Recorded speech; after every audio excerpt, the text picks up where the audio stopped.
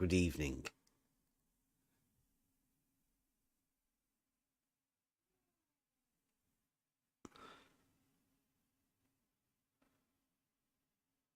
Oh, I've got a thing from Sleepy. I can go over that, can't I?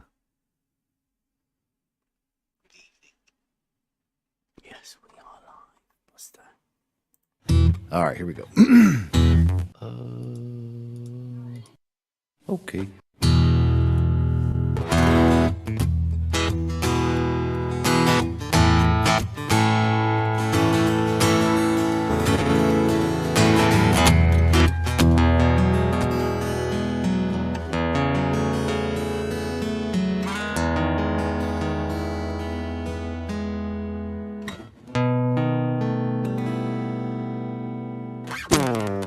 Is it a hump or a drop? What do you say? You got to twist your words in every which way, because the motto will always dictate what you do.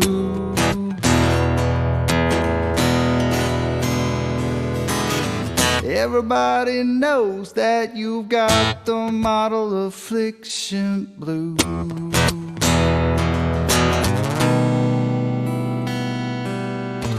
Is it a straight line or does it curve? Some people unclamp it, but that is absurd. We all know that the model will always dictate what you do.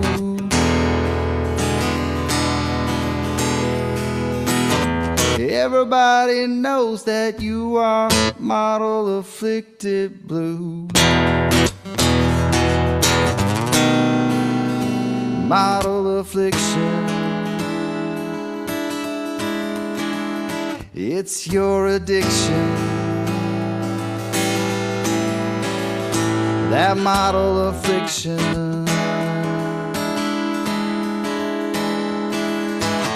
It brings you so much pain. It's your ball and chain.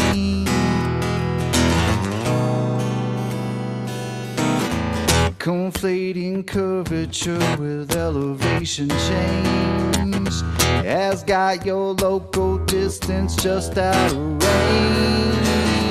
That old biggie is gonna dictate everything that you do.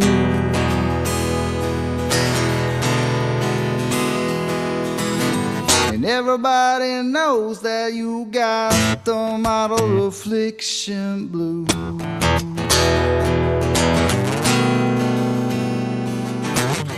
It's your decision defending the model position. You just don't know the geometric proposition. That old ball, it'll always be illogical to you.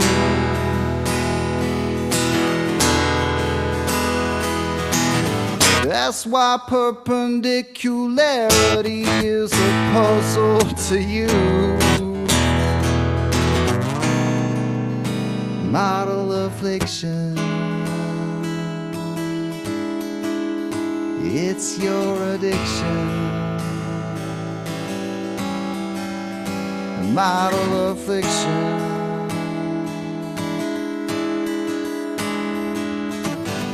It brings you so much pain. It's your ball and chain.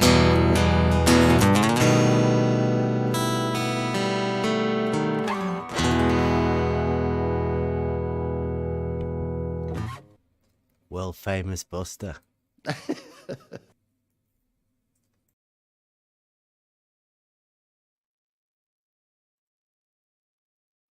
And we are live. At least I hope we are, because YouTube had a bit of a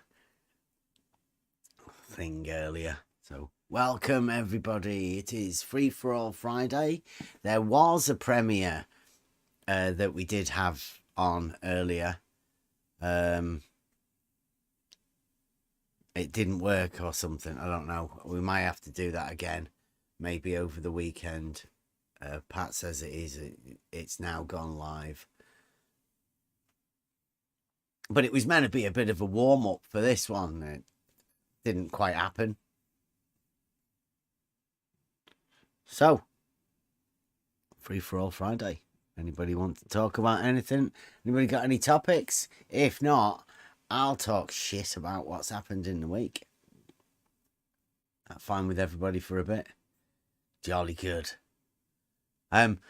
So last week on Friday, we had the thing with Red's rhetoric, which showed that I don't know whether you'd say the upper echelons of globe, because Red's rhetoric, as far as I know, he's up there. He's one of the globe experts, one of the big names. So that's why I wanted to talk to him, just to see what these high level globe Earth is, because I know the people that we talk to and we have been talking to for quite a long time now consider themselves at the upper echelons of globe. These are the hardcore globe ones. These are the guys that tell you that Neil deGrasse Tyson doesn't know what he's talking about. These guys that we talk to normally they're the experts.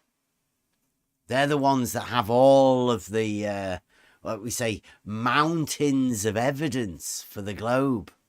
No proofs, no arguments, but mountains of evidence. They mean pictures of things that they can that's it, basically pictures. They've got loads of pictures that they consider globe.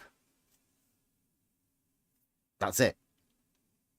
So I wanted to just have a chat with Reds to see. And obviously when we were talking there, we were talking to Slice Barkane, and I already knew that Slice Barkane can't talk. He's the guy with the bending water level test that literally cannot talk to us about the water level test that he has. Similar one that we have. We call it Realising Euclid. It comes from a different perspective. The water level test that we have, it's built around a logical argument and a geometric proof. So our side of the water level built into the Realising Euclid is slightly different, but even still, Slice Barkane, he can't talk about his water level test. The one he did a GoFundMe for many years ago. He's still got the equipment. He keeps saying he's going to redo it, but still can't talk about it. I wanted to see... Sorry, go on. Sorry. Can we name it as Aries failure, Slice failure? Experiment? Slice failure, I suppose, yeah. Yeah, well, he actually failed to put the tubes of water together without water leaking. So that's a terrible failure. Yes, that's I associate it with Aries failure. Yeah. That does make it, yeah. Sly's failure of a water level test. So we've got that. And I wanted to just have a chat with, because initially I wanted to go to show Steve McRae and, mainly just Steve McRae, really, because I knew he'd just got the non sequitur show back. And I thought it might be good for him to sort of see the Realising Euclid test. It would help a lot of people, I think. But it appears that they want to manufacture some sort of drama. And Slice Barkane and Red's Rhetoric wanted to manufacture a debate, although we know that they cannot debate. So maybe that's a double ploy, that they can fool everybody into thinking that it was me that didn't want the debate. No doubt that's what'll be said. So on the back of that, finding out that Red's rhetoric actually has no rhetoric, because like we know, they have no argument, they cannot debate.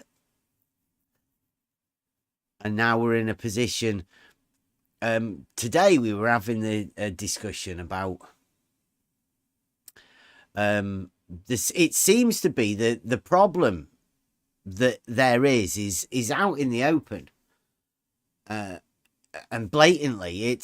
There are a few things that cannot be talked about within this arena, and it's because of the link of the mental state that causes. It's this reasoning part that activates your brain within like a puzzle sort of thing, with logic involved in it, and it literally will drive you mad if you have a model involved in it. And because of that connection to the model, and I call it like a cog-dis response, that the brain just won't allow the person to see something. The brain sort of acts of its own accord against the will of the person, without the person knowing. At least that's my initial thoughts of it at first. But you'll see it more and more when you ask a question and it should be a very simple answer, but that answer never comes. Now, people will say, they try and flip it round to make it on me, that you know, maybe I could say me, but they flip it around on the person that asks the question to make it as though they are the ones. It's like a projection from the person, and it's part of the cog-dis response. And all of these cog-dis responses have effects that lead you away from these very simple, direct things. And we're seeing it more and more, to the point now that certain people, I mean, you've probably seen the type of people, so I don't want to, but they come in and they will literally argue the meaning of the word straight, because the follow-on to that conversation is the thing that they can't look at. So they'd be quite happy arguing a ridiculous statement rather than getting into the actual argument, because it's too painful for them to see. The model fights on their behalf, I think, within cog-dis. Is that, I'm freestyling this sort of stuff. I'm still trying to formulate this. Why certain people, well, we know why they can't look at it, because the basic fact is that if you try and employ logic and the globe model and put them both together, let's say not even the globe model, if you have ever built any model of anything in your mind, and it's a conceptual model, and then you try and relate reality to that model, if you've got any flaws within the model, a logical process will eliminate those flaws within the model you have, which inevitably ends up with only reality left there. And you can't have the model, Because if you do have any sort of model, there will always be a conflict within reality. And you'll have to choose whether to go with that reality or go with the model that you've built. And that's when it starts becoming a little bit dangerous for the mind. Whether your mind stays with reality or it starts building over to the model. And even when you know that the model has to contradict reality, that's the part where you see contradictions that shouldn't be able to exist. They can't exist in reality. But on some models, there are contradictions. There are acceptable paradoxes you have to employ when you have a model.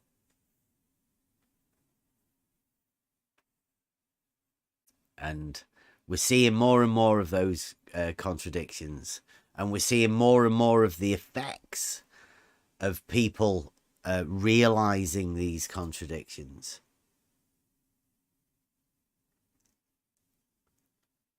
So again, we'll have to come with a warning.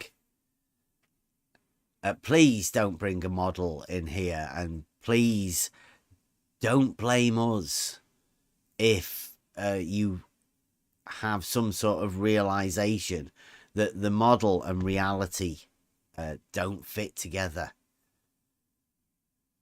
I don't bring the reality, and I definitely don't bring a model.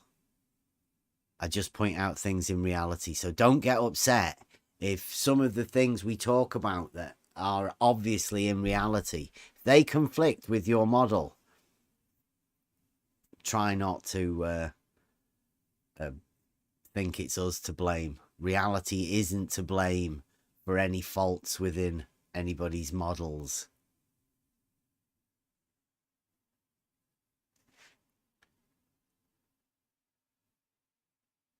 So, welcome to Free for All Friday.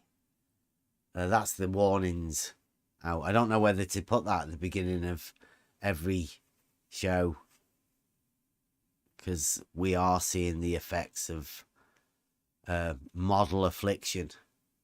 Yeah, we may have to create a warning, like a public service announcement, a PSA at the beginning of the shows. Alan in the chat says it wouldn't be in the model if it wasn't in reality. There's no contradictions in reality, Alan, and there are definitely contradictions within your model. Can't get away from that.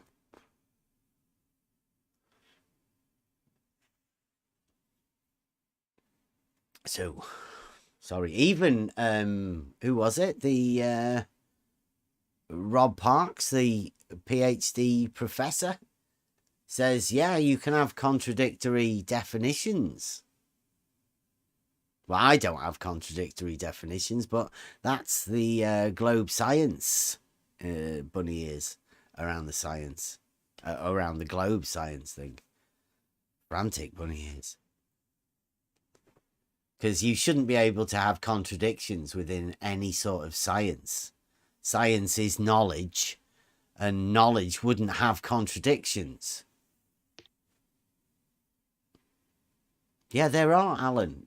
Alan says no contradictions. Well, yeah, Rob Parks said there are contradictory definitions. They can just label a word contradictory. So I don't know whether making words or definitions contradictory stops the actual contradiction that you hold in your head. I don't know if that's sort of a deal you do, like a cancelling each other out, sort of a strange thing. But in reality, there are no contradictions. They only exist within a model.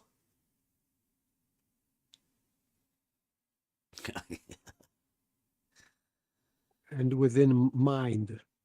Yeah. Not very healthy mind. Yeah, I think a contradiction is a solution to a troubled mind. Accepting the contradiction is definitely the cause of a troubled mind.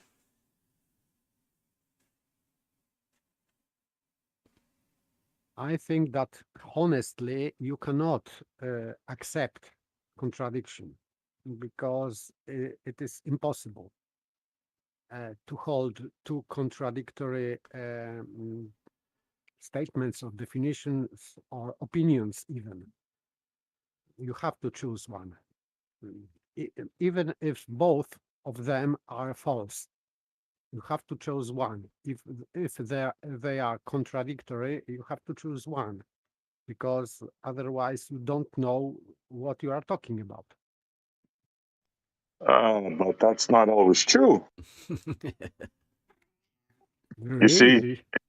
yeah, Can you elaborate on that? of course I can. You see, all you have to do is take the dialetheist, I can't even say it. How would we say that? Dialetheist. Dialetheist approach, the dialetheist approach, and you're good to go. Mhm. You can have two truths. Yeah. Yeah, that was like, it's an axiom. It's not like a logical system of its own, dialetheism. It's an axiom that you place within yeah. the laws of identity and the laws of non-contradiction, and you just pop in a little dialetheism the where you laws, can say, yeah, two truths. the laws of false contradiction. Yeah. Yeah, I don't know. We were saying this at the beginning when we went over the way that the law of identity, the law of non-contradiction, the law of the excluded middle, and the double negative are all like basic facts of understanding. Well, in order for let's say globe science, globe logic, frantic bunny ears, for that to exist, they needed to allow, I don't know what, like, the dialetheism is the two truths, which normally would say the law of non-contradiction, right? You can't have something being both true and false. Well, just make them both true. There you go. Yeah. There you go. It's a strange one, but the moment you allow that, then your mind's at stake, I think. And I think the paper would be the same way. Yes, but it is trying to make impossible possible, but it is impossible to make that. So if we have white and black, we cannot have both at the same time. So holding that position that both are true, it doesn't make any sense, of course, but it is just it's telling us about someone's mind state. Yeah. That it is not very good. That's all, because of course it will not become the truth both, because they cannot be true both contradictions. Yeah, but that's cannot what be I true. think. I think the way people say there is no contradiction, right? I think it's because they've allowed this dialetheism to be added at the beginning. It sort of, at least conceptually, does away with the contradiction, doesn't it? Like with in their eyes of, in their minds of how they're working logic, if you can dissemble logic by just adding something in that does away with contradictions. Yep, I've heard them explain it away like, yeah, words could have different meanings. Yeah, but that's not what we're talking about here. Yeah, it's a dangerous place whenever you start messing about with these. I think this is why logic is so needed, but to give you a grounding of how your thought processes are working. Otherwise, it's free reign. It's like the modernism, isn't it? Doing away with all sorts of how you should think and how you do think, to just freestyling stuff. Crazy land. Yeah, but based on feelings, Yeah. because modernism is based on feelings, and your inner something, you cannot define it, and then you can conjure whatever you want.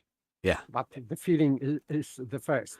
So you even don't need to know what the feeling is, but you feel something.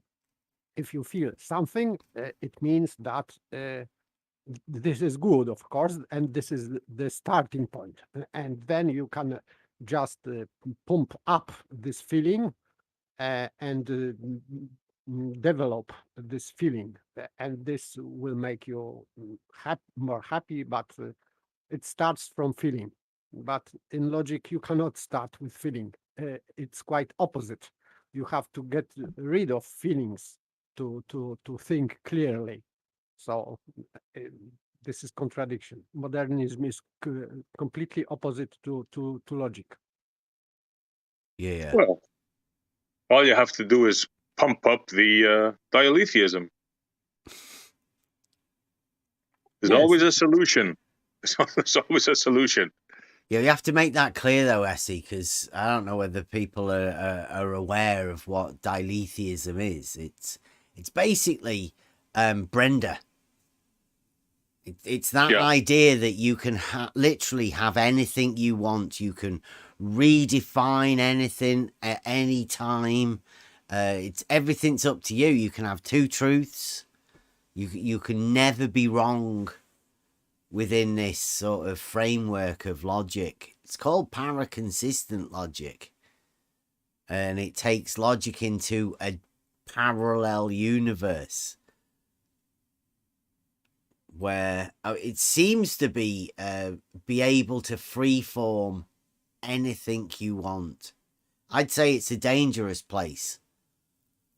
It's what we call the difference between a structured logical system and an exploded logical. As soon as you allow within a framework, imagine, like, keep going back to it, but geometry, it's a perfect system.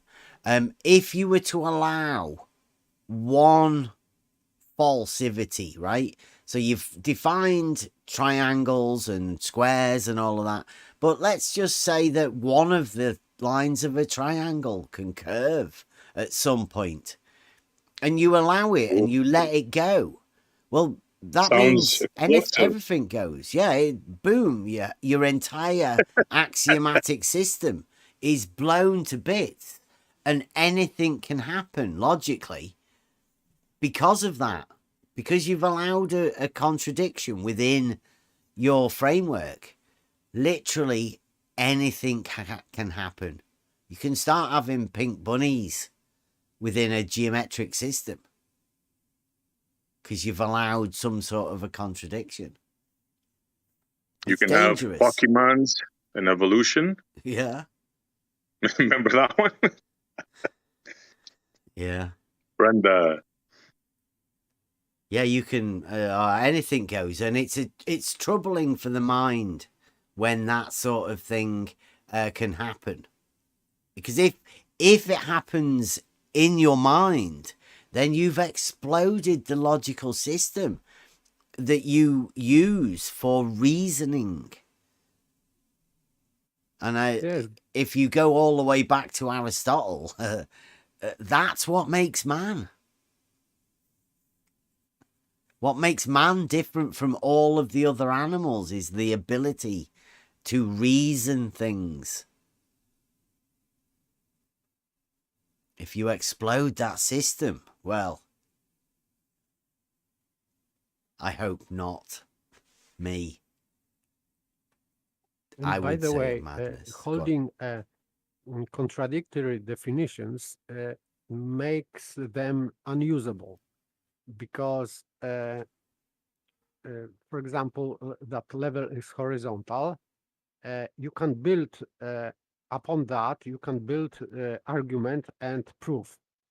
But if you are holding a contradictory definition that level is conforming to curvature of the Earth, beside this, that this is begging the question, because it would be a posteriori. First, you have to prove that the Earth is a sphere, and then you can say that level is curved. So it would be invalid definition as well. But then you cannot produce any argument and proof. So it is unusable because it would be begging the question anyway. Because if it is not proven that level is curved, you cannot build any argument and conclusion from that. And it is easy to refute that kind of argumentation. That's why this is completely useless. Did you know that there's dozens of explanations for, or definitions, sorry, for level, according to Alan? Yeah, He it's a gave- Give us the popular first word. 5 that come to your mind. He, example, he gave one that I will see. He said that where it was that level is height on datum.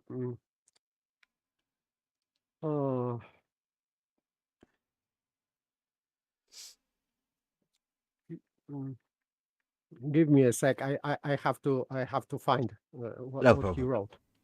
But he had dozens, so he only gave one? He says there's dozens of them. No. He agreed on one. I think Kevlar said that Datum. horizontal. Yes, He's Hey. put a level, curved line can be level in that it can be equal elevation above a curved datum. Wow, there you go, La La Land. Right Well- there, you entered into La La Land. Do you know what a datum is, Alan? And you know what, like a lot of datum together, do you know what they call that? Because I like datum singular. One, it's like a point. So you can't have a curved point. Because when you do have a lot of datum and you combine them together, we call that data. You know, loads of numbers and things. Data. So a datum is one. Singular. Datum point. Like an elevation. 34 feet above mean sea level. That's a datum. And mean sea level. That's very important. That's also a datum. But when you Mhm. put loads of them together, you end up with data.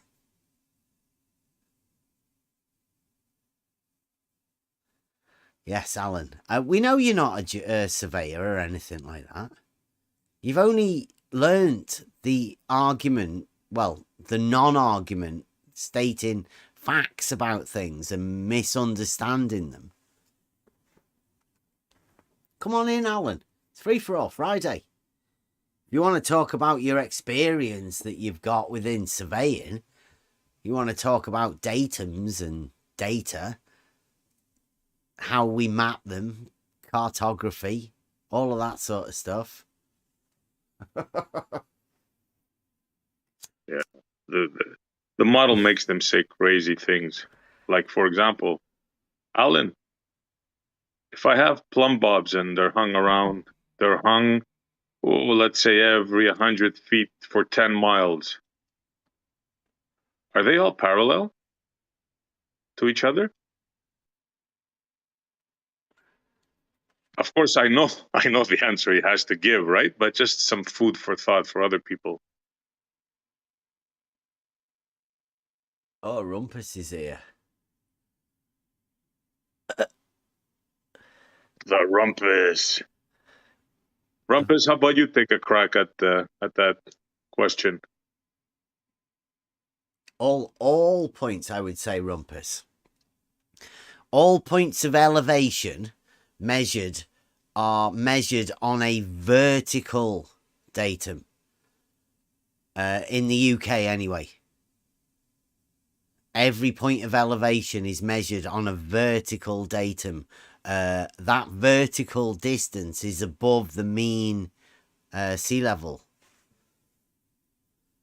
Now, if you would like to talk about how they do that, Rumpus, or whatever, you develop some sort of a surveying career.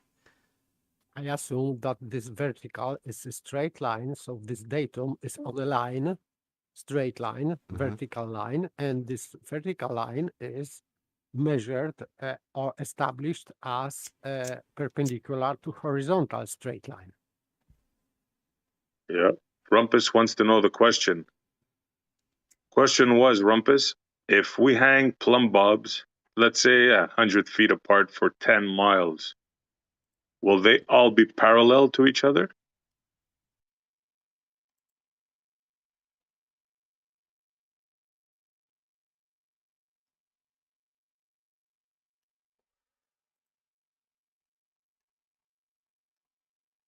I've got some stuff that Rumpus was the last one to do the elevation. All points, Rumpus, at an equal elevation lie on a horizontal plane. That's measured on the vertical change. Any change in elevation is measured vertically, and then all the points of that equal elevation will lie, at least in all of the elevation profiles that we've ever seen, lie on a horizontal. Well, not according to Alan and Rumpus. Well, but yeah, Rumpus thinks that makes you a flat earther, but I mean, it obviously doesn't, because that's what happens in reality. Rumpus just thinks that reality is what he calls flat earth, even though it's not flat.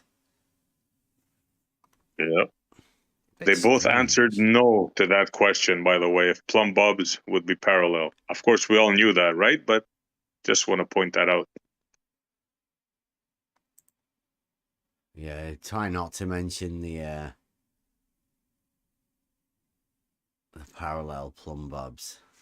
All horizontals are parallel. I mean, that's provable. And they know that.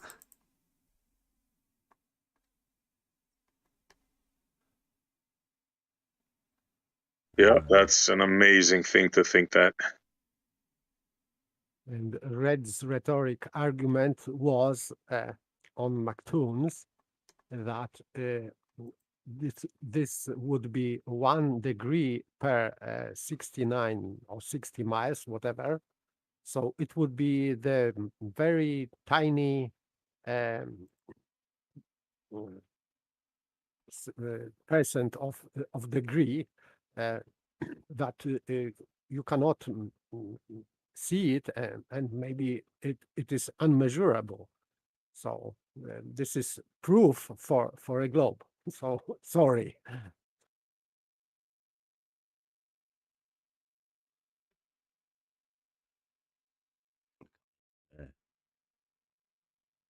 Just to remind Rumpus.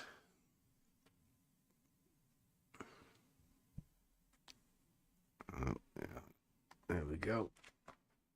Let's put it on that. Let me shout out flat enough. Thanks for joining us, bro. We appreciate it. Yeah. try listening and understand you more on. Well done, Brenda. No, Do the no, points of Rumpus, constant please. elevation form a plane on the Earth? Well done, Brenda. But what he doesn't understand is that the term level is for a constant elevation. Well done, Brenda. What's meant by a flat Earth? Well, I As for a think you flat Earth detected a theory, little bit of points constant sarcasm in my elevation voice. form I'm a not quite perfect- sure about that fucking comment. I mean, who the hell cares What? about numbers? Yeah. If I you was being care about sarcastic. numbers, you're in the wrong place, mate. Mm-hmm. Go and watch mainstream media. That's all the numbers you'll ever need. Thanks for being here, though. Oh, look, another one.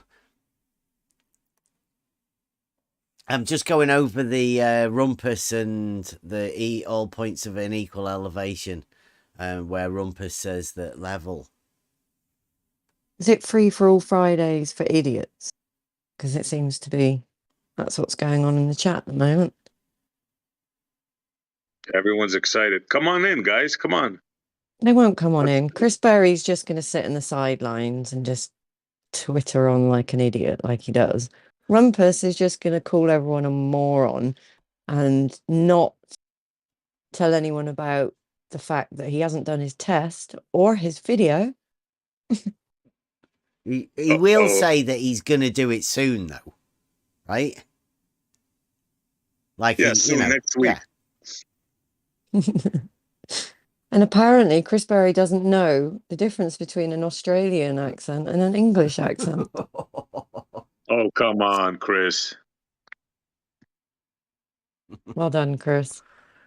Good job, mate.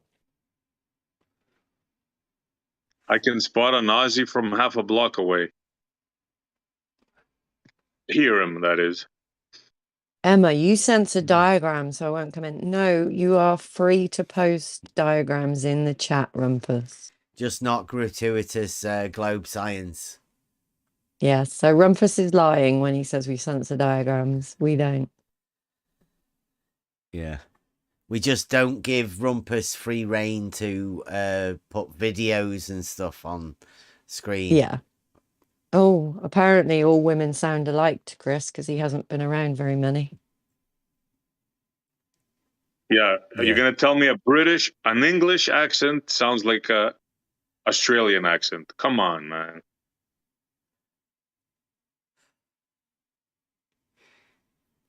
I learned doing to text chat, distinct. Charles. I learned Hey, to Chris. distinct between Australian and British accent. There's a New Yorker. Sound like a southerner.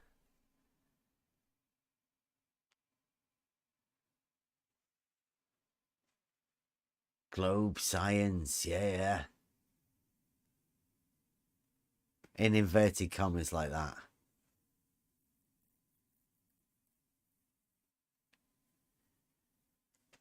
Globe science is the one that has contradictory definitions. Therefore, it is not scientific at all.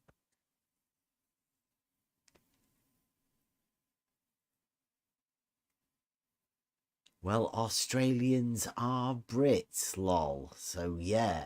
Oh, Chris, no, are you all right? don't say that to the Australians. What's going on? Wow. Or the Kiwis. Watch out for the Kiwis. Wow. Oh my God, he's even going further. Oh, Rumpus. dear. Rumpus is giving up on his rect for this year.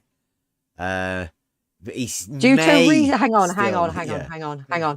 Due to recent events. No. You haven't been doing it this year for months. So don't use that excuse. And we all know what excuse you're trying to use there, Rumpus. Oh, you know what that means, Rumpus, huh? Officially, my promise to you for making fun of you has just been lifted. Sorry. So next year, huh? No way. It'll be like Sly Sparkane and his Sly's failure. Rumpus's failure. Again, another one. Like, what are you going to tell the newspapers and BBC, Rumpus? I bet they're really upset. They had film crews and everything ready and waiting. As if. Make a mockery of it, Rumpus. Everybody knows. I think we have a guest in the voice if they want to speak. Also, Rumpus, do your test and then come back. Apart from that, nothing you have to say is of any interest. He won't even do his video. He said may do his video, which means he won't even do his video. Which is embarrassing, Rumpus, because we've got more footage. We did film it live. Did you film any live while you were there? Broadcast it? We did it live to this Discord when we went. When you ran away.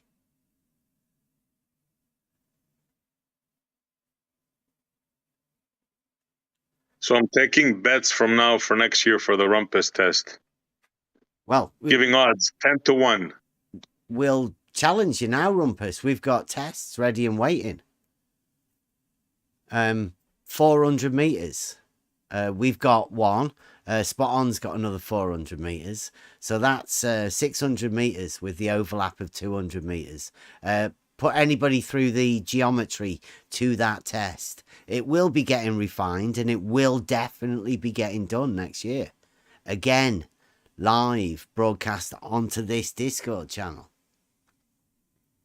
Not to YouTube, to this Discord channel, live. So, if you want to challenge us, Rumpus, with any of your methods or anything like that, bring your geometry, bring your logical arguments, do any of that, we're open for it. We're open for the discussion.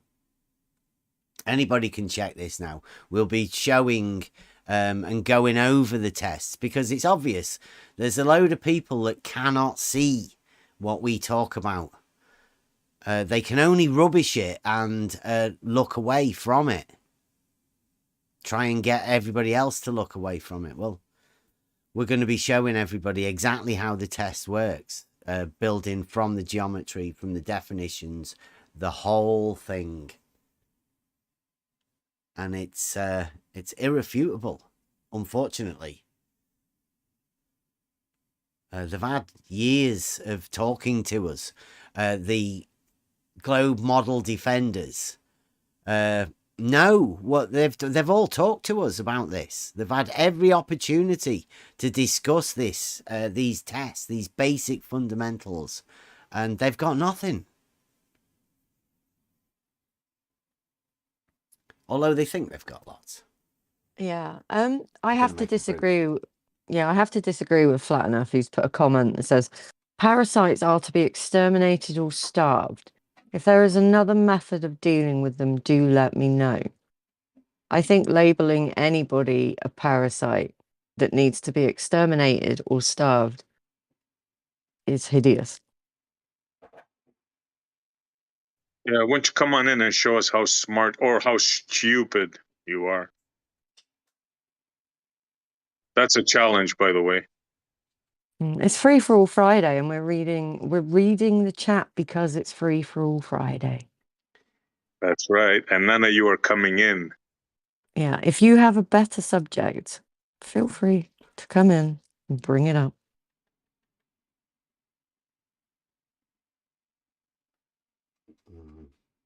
Gadget got called a toad. Yes, that was quite amusing. And Rumpus is writing, you don't understand the basic geometry of Earth. But geometry is measuring the Earth. So measuring the Earth of Earth. So, And you don't even understand that an auto level shows a horizontal for any length. It's just a crosshair in the middle of the scope, Rumpus. What do you not understand about it?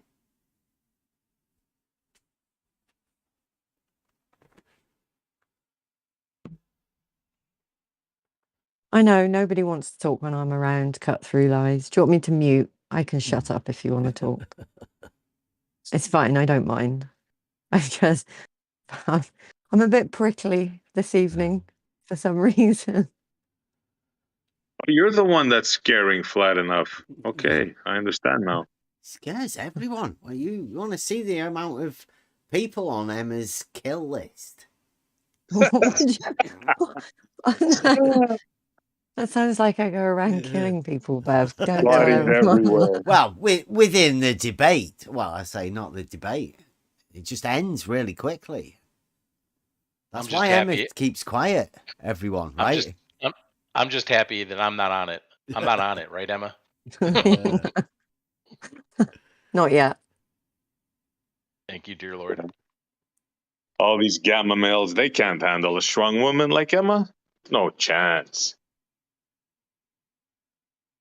It's not just me, and it's not just being a strong, I don't know what it is. It's having your own opinions, whether male or female. Yeah, they're scared shitless of Paige too. Shout out Paige. Yeah, exactly. No, she's Australian. She speaks her mind, and she's not afraid to. Yep. And that's what annoys people. What now do you Gadget's think just that being rude. picture is? Come on. What picture? That one there, he's telling you. I'm not even looking at the chat, sorry.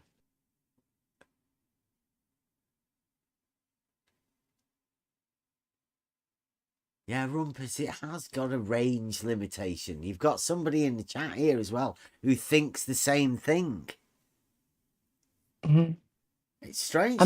Who's give you that impression? It wouldn't be the same one person that you're acting as a living shadow giant that's dissing out dogma that you just have to accept. That would be foolish for you to do that. Both of you.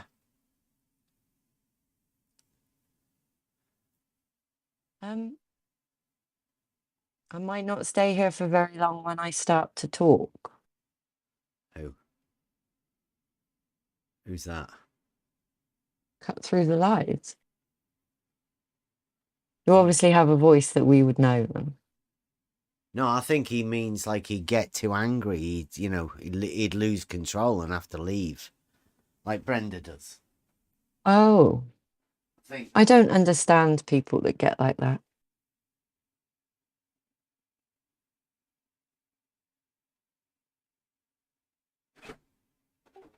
Logic requires to cool your mind, not to warm.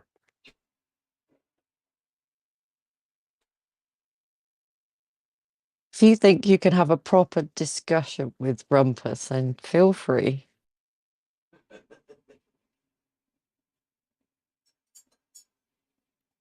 No, not with Rumpus, sorry. He won't come in anyway. Yeah. That's why we tell him to come in, because we know he won't come in. There's another one that can't control himself. Mm-hmm. This is another one of the reasons I think people like Red's rhetoric can't debate. Not only do they not have an argument, but they can't control themselves emotionally. Mentally, they reach a state of aporia and then don't know where to go and don't know how to react. And then they just lash out like little children. Just excuse me, I have to ban Gadget.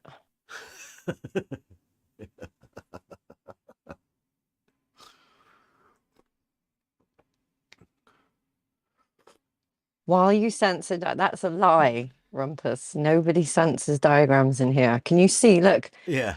Right now on the screen, there is a diagram thing that someone has posted. And that's cut through the lies. He agrees with you, Rumpus. So he's not being censored.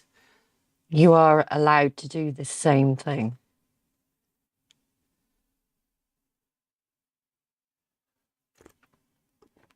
But since we had a gratuitous globe science attack, we had to limit things and allowing people to put video on the screen, because this is a live thing, Grumpus, right?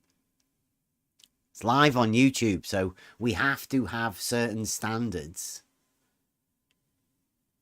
I'm pretty sure everybody would understand why we do not waive those sort of standards for Rumpus.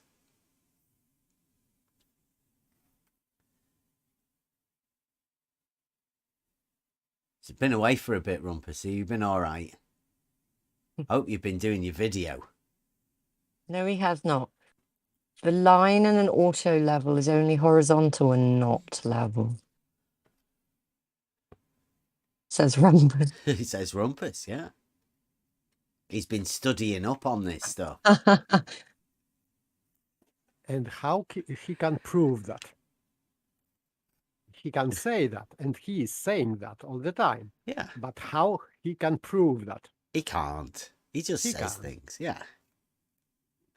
That's right, isn't it, Rumpus? You can't prove anything. You just say things.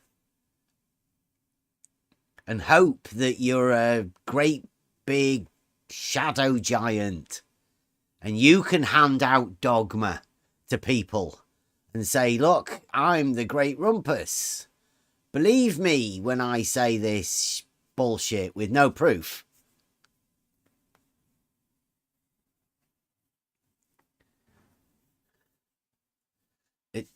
They're not compelling, Rumpus. Come in, post your pictures. Look, cut through the lies. He's doing another one. He's putting curves all over the place. Yeah, but he still won't speak because he's scared. Yeah. Don't be scared. It's free for all Friday. He thinks an equipotential surface is a curve. This is one of those uses of different words. I think it's a globe science word, isn't it? Equipotential surface. It's in the fucking air. I mean, how stupid do you want to get, really?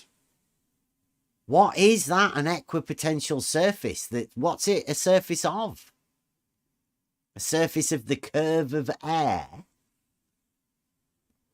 Yes, that would be that. Ridiculous. That's not a surface. Nobody thinks air has a surface. Well, except globe science. It's quite obviously not real. Things have a surface. Look at the way he's got. There's a load of levels on it there. Where did you get that from? Did Chaiki curve that one for you?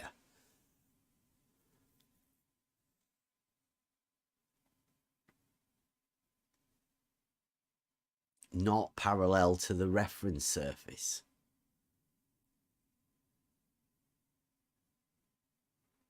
That's crazy. That's what, literally, that's what you have to believe if you think you want to live on a globe. You literally have to believe that sort of stuff. Now, you can come in and do that, Rumpus. Everybody knows you're well known for drawing circles. But, like Paper says, you can just show pictures. You can't prove anything. You've got no argument to back it up. You've got no logical understanding as to why it should be like that. Well, I got a question to ask Rumpus. Rumpus, are you aboard with a couple of other people, well, more than a couple, that say level is a circle?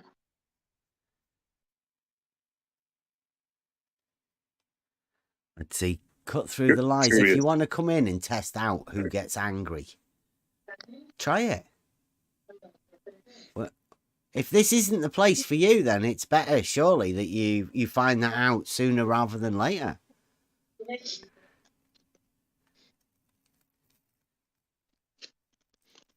This is Free for All Friday. I hope people don't think that. He's course been we know there them. and done that.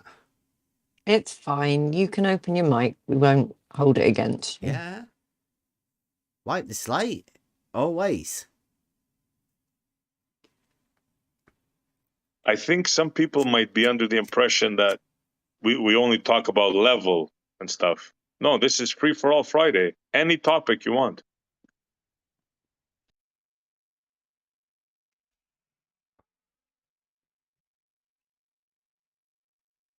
Nah. Too much. Hey, did you guys hear something supposed to happen tomorrow? What's that? Oh, This yeah, guy yeah. on the German. Sorry? It's the 24th, isn't it? Isn't it the rapture? I don't know, but this guy in the German parliament, he said, he stood up and he said, you're going to remember where you were on this day.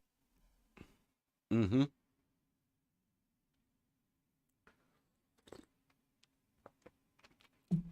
Yeah, shit's getting biblical tomorrow, I think. That's the word. Of course, I don't believe it, but I'm just saying.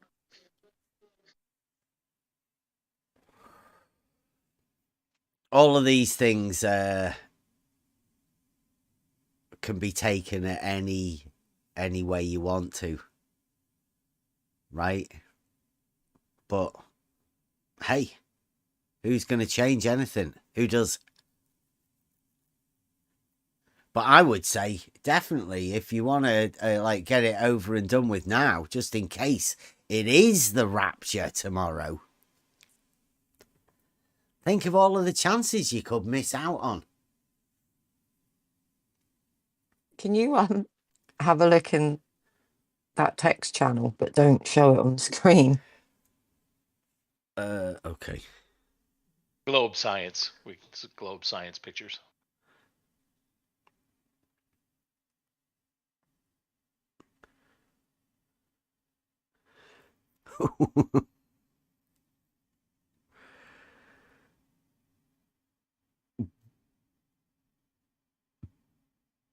What's going on?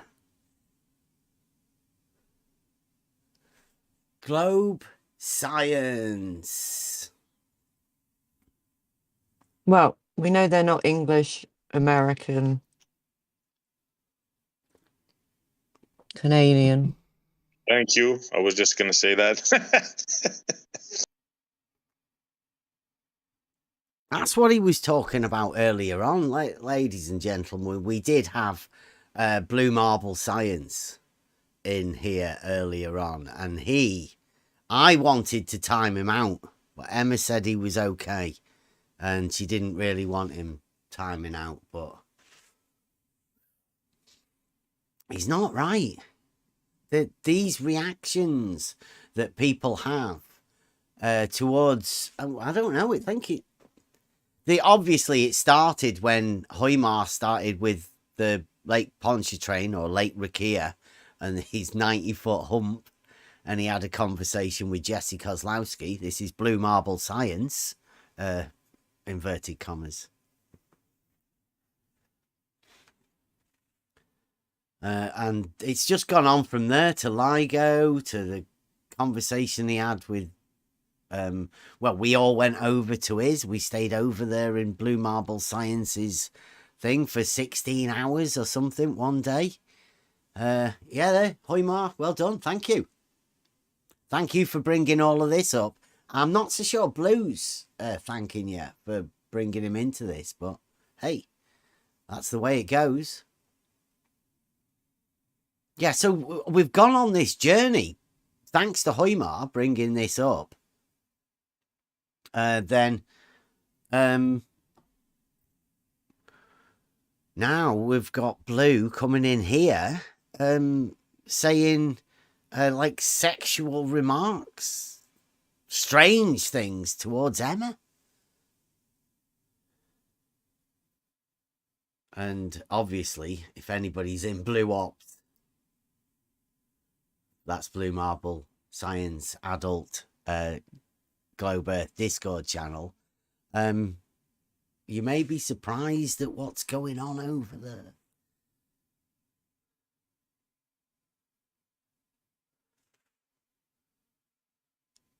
There's a lot of frail minds that may act with a lot of bravado and confidence, but they're not. Seems like they're reverting to childlike state.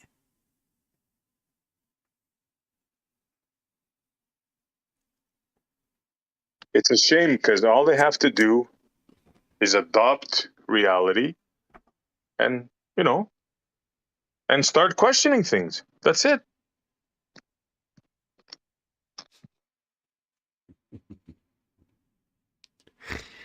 Rumpus, who are you kidding? Like, where are you? Like, who's Sim Rumpus? Has he been over at Gem Pandas? Where do you hang out, Rumpus? I mean, you're not destroying 50 flatties. I mean, that's ridiculous. You're role playing a character, Rumpus, and everybody knows the Rumpus character is a lying bullshitter. Mm-hmm. They don't really tolerate Rumpus in gems. Yeah. Your opinions are also, to me, completely worthless, Brandon.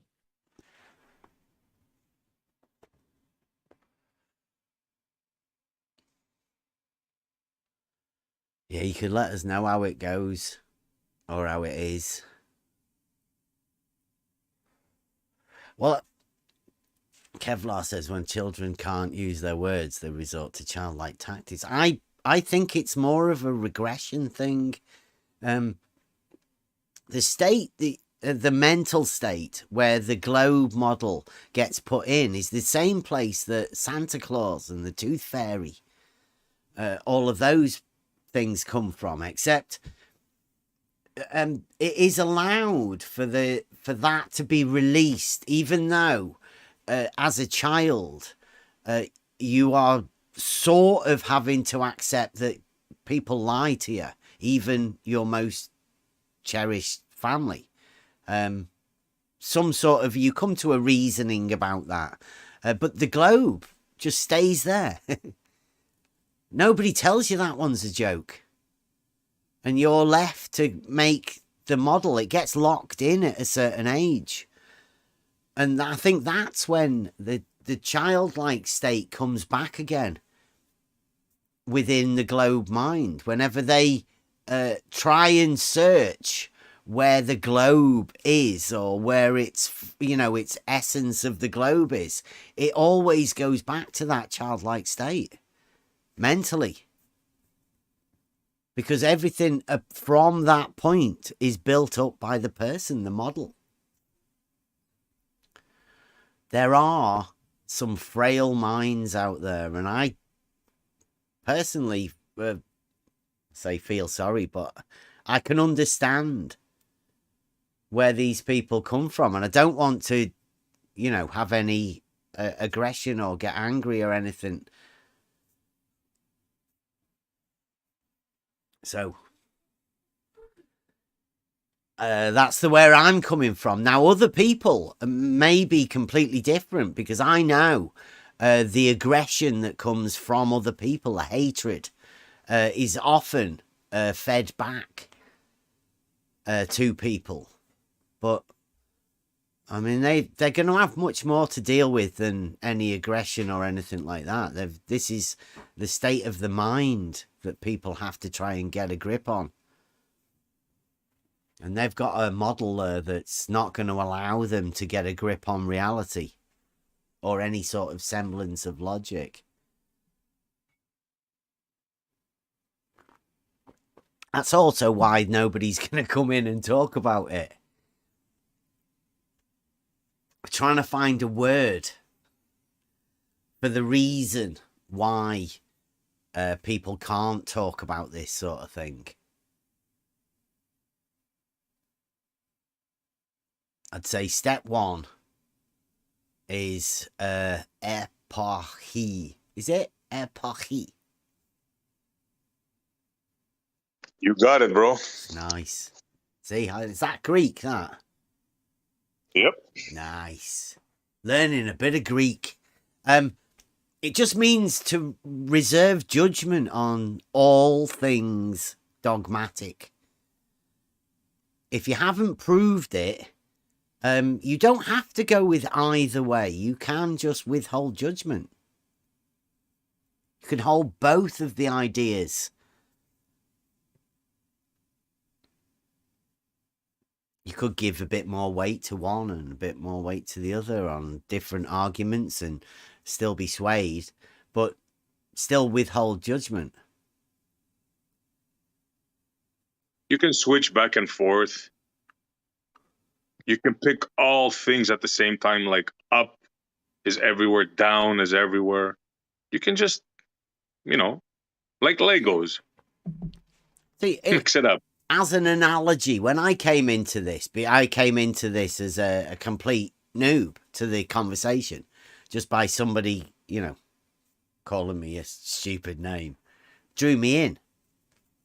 And I always had the idea that there was a basket of, there's one for reality and there's one for the globe.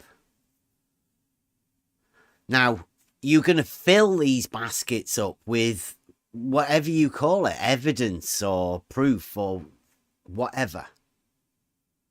And the more I was in this arena, the less and less I noticed was actually in the globe basket. The globe proof basket was completely empty. There's none. And every person I asked to try and, have you got anything that I could put in here to at least formulate an argument? And it turns out they just have ad homs and diversionary tactics. You want to laugh, bro? Go on. I asked them that very question today. Can you say it's a sphere, right? Right, they said. Then I said, are you 100% certain, 100% proof? Big pause. Well, not 100%, right? Yeah, it's amazing, man. So think about yourself. I mean, if you have these baskets, most people would go, well, actually, I don't have anything in any basket. What's a proof? What do you mean? Yeah, how much percentage do you believe in the globe? Is it, we know it's not 100 if you're a baller, right? You have no proof. What is it? Is it 99? Is it 98? Are you 97% certain? I know of two people that have put the nuts on it. They're 100%. They're pretty confident, right? If you can do that, then yeah, yeah. Which, I mean, I don't think I'd literally. I think we had that conversation last night. Was it, Emma? Was somebody saying that? Was that Alfag? He came in with a similar sort of thing. He was willing to bet something, his life on something. And wait a minute, I think I asked him that. For? Yeah. Was it me that asked? I think I remember that conversation. I asked one of them, would you bet your life on it? I think we were talking about it. We'll have to listen back to it. Yeah, but if you get to that sort of state, everybody knows within these conversations, there's a lot of, let's say, things that are said that aren't really meant because it looks good within the, I just keep saying debate, but within the arguing. Because it's a tactic used to try and upset the other person. Like a blatant lie is like a troll tactic within these arenas. It's not like a legitimate debate tactic at all, but they do literally blatantly lie and say it's just trolling. Can't you tell that was me being sarcastic? Well, yeah, I think we're stepping away from that. We've been discussing it more and more. And like I say, it's not good for the globe mind to be around here. So we're hoping that without that globe mind that's completely stalling and forever wanting you to go back to the bridge of asses, right? We have a few concepts around here, and the bridge of asses is it's a mental challenge that some people can't get over. They can be for any reason, this stumbling block. But mainly, I think the problem with it is that if you don't have your logical formulation, if you don't have an idea of how logic is formed, then at some point you will reach your limit of it and be able to go no further. At that point, what do you do and how do you deal with it? Hopefully, you've got people around you like Rumpus. Rumpus, hopefully you do have somebody for you to talk to that can help you on your obvious journey. I hope that if you do have somebody like that, Rumpus, you can talk to them like a normal person. I hope this isn't what you consider to be a normal conversation pattern where you just, I don't know. That's terrible. Gadget, you're all right. You understand that Rumpus is going through some issues at the minute. He may not mean it at the minute. Although it's no different, but we can give him a bit of an excuse. Yeah, could be some self-esteem problems or something.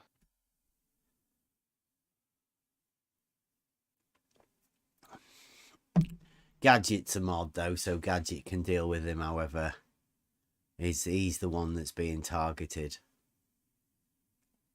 and we'll do the same to anybody else that Rumpus targets. Get a little spanner, and then you can take action. Let Rumpus say whatever you think he should say. If he reaches his limit, we'll shut it off. Yeah, Gadget. It's the same as us. Like Gadget's been in this Discord server. He knows the idea of us here. We don't want to harm anybody. We just want to help people. And we help people by helping them use their own mind to be able to think about things. It's called try thinking. That's what we do. And I personally don't hold any animosity or anything towards Rumpus. But it is amazing how afraid they are to try thinking sometimes. Yeah, that's all they're doing, isn't it? They're running from that conversation. We've been saying it today. There's 2 or 3 points that we're going to put together, and we can hit it. It's not even... I mean, level being horizontal is a obvious one, but it's got a link to reality. And these sort of links to reality are the things that people can't talk about. One of them being the fact that the globe has no argument and the reason behind it not having an argument. The other one, as SE is going to be showing us in nearly every conversation that we ever have from here on in, they can't talk about proof. It's built upon the similar sort of thing. But again, they cannot talk about proof. It is even worse. They don't have evidence, and they have to produce CGI evidence. So this is very bad. They don't even have the first element of proof, let's say. Yeah. Yeah, they Never can't mind talk proof. about the identity of the subject they want to address. Yeah. That it's that bad. This isn't level is horizontal. This is the fundamental understandings of the identity of things. Can't even talk about the issue of things being things to start off with. They're in a terrible state. I mean, people. Everybody is in a terrible state, because I think everybody can think about this sort of stuff and think, wait a minute, I don't know. Everybody has that a whole idea of what am I doing here? What's it all about? Monty Python now. It's been going on forever, hasn't it? Like, you know, what the fuck are we doing here? And what's it all about? Why are we like we are? The one thing that I think we have, like they all say, is that ability to reason. That's what makes us different. And if we lose that, then how different are we?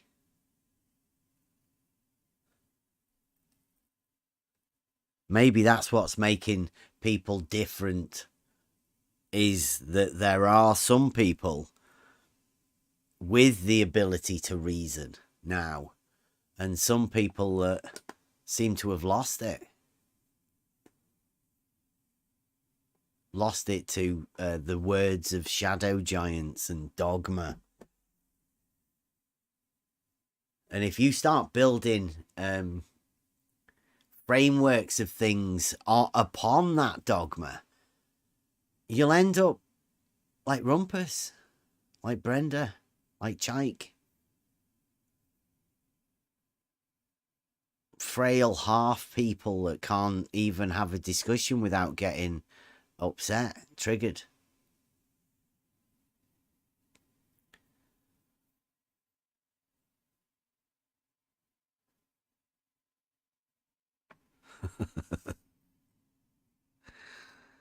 See, Chike can even post pictures in here. He's talking about getting timed out.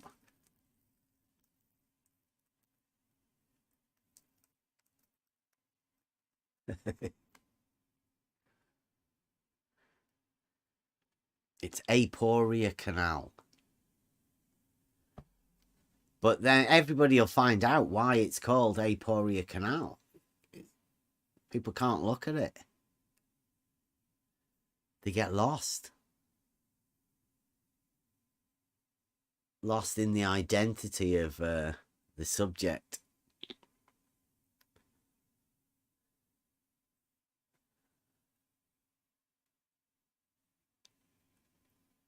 Chikey's losing messages. We might lose Chikey tonight. Never know.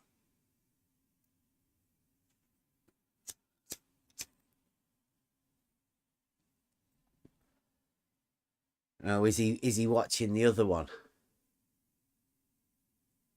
Or not? It's pretty sad that there are people, and they're getting less and less, admittedly. People watching, thank you very much, viewers, seem to be steady. But the people that we talk to, their numbers are diminishing. Because it's tough on the mind. Their state is unstable. Mm-hmm. Mental the model is hard to defend, let's be honest. Well, me personally, I mean, I don't know if everybody else here, you know, the way the conversations have gone, but I feel I've fortified my position. I'm way stronger mentally than I ever was. I've got loads of proofs now that obviously I had the understanding of it before, but now I have a knowledge, right? I have a true understanding of what it is I'm talking about, and I have an understanding of how to express it. That's made me stronger. And as I've got stronger, I've noticed that the globe position has got weaker and weaker. Don't know whether that's just in my position or a reaction to it. It's obvious that there are people that I'd say they're scared to just come and talk. I mean, how can it be that bad? We are all adults, and this is meant to be a discourse sort of thing where conversations occur. And obviously there are differing opinions. That shouldn't be a problem to anyone. It's amazing how much of a problem it really is, though, to the point where, people stick their head in the sand. It's like putting their fingers in their ears and screaming, la, la, la, la, la, just can't deal with it. Would you ever think that a straight line would be so powerful? So terrifying. It's the logic What's that your comes weapon? with it, isn't it? That's the Really, thing. it's not Yeah. just the straight line. Right. It's the formulation of the logic that you can build on something so simple. You start with something simple and consequences, right? The logic follows proof on proof on proof. Like See Buster everybody's armed to says. the teeth, guns, knives, chains, and you show up with a straight line. A mental What do you straight think? line. Yeah.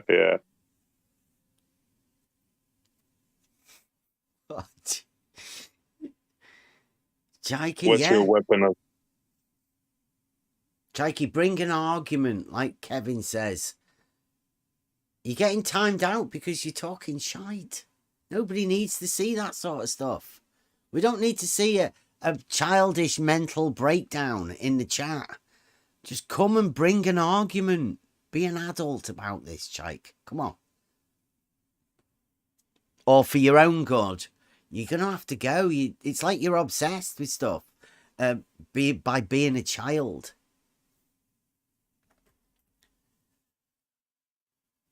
Instead of bringing an argument, he's going on about the fact that he got timed out because he wasn't bringing an argument. It's not helpful.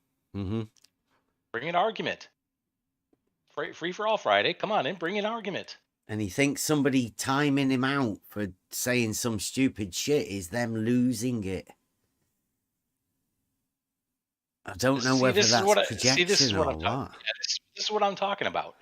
What does it matter? This is not an argument, Chaiki. I think for his own good. Mm-hmm. I mean, just for his own good, right? Chaiki. I'm sorry, man. Seriously, I wish it wasn't this way. Mm-hmm.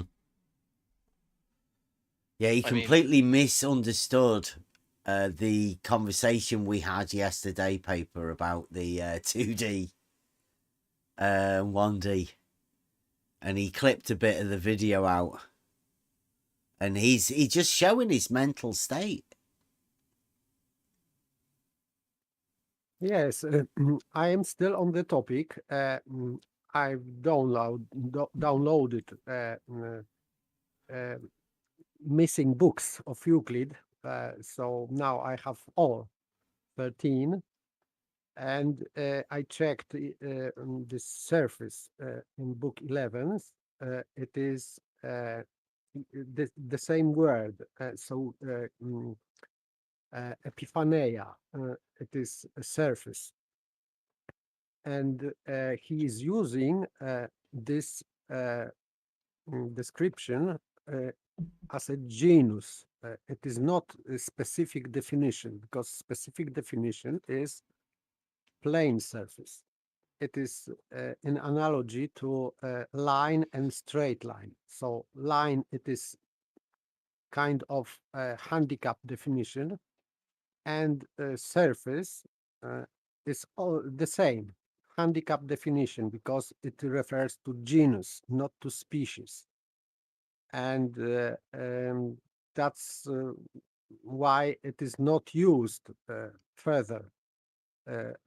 And I also read some definition in book 10, and I have to go with that again and more thoroughly. But he is defining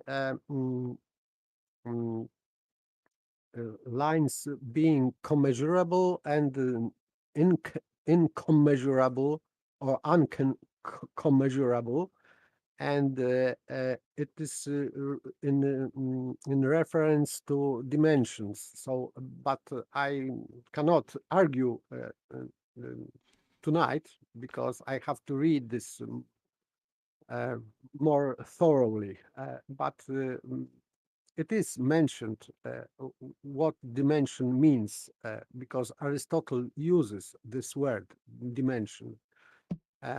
And also other geometers and Plato and other so-called natural philosophers in ancient times use word dimension, but they also use that in meaning that this is something measured one way.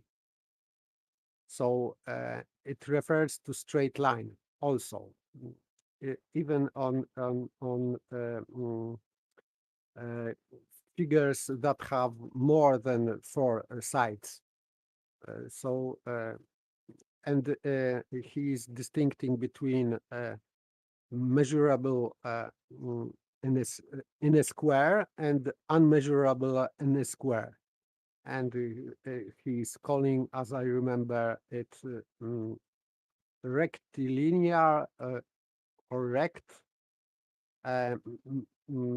measurement. Oh, I will have to check, but there is something in ancient times about dimensions, because problem here that Blue has, and Chaiki also, his or their argument is that the surface has a length and breadth only, without depth or width, and this is their argument for being two-dimensional. But it is not correct according to ancient geometers or philosophers. So it is not the same that some surface has breadth and length only, and therefore it is two-dimensional. It is not the same. But now I have to read it more and more and then I can argue also with Chaiki, but maybe not tonight because I have to prepare myself. Yeah, Chaiki wouldn't come with anything. And you would have to say though, even if you could imagine at book 11, book 10, that there were a differing understanding of what the dimensions could mean, it wouldn't mean that you could go back to the earlier bit of book 1, the definition at like definition 4, and make a curve within that definition, within the understanding of a dimension, right? It's not an equivalent argument to give them that. There is nothing where I read this.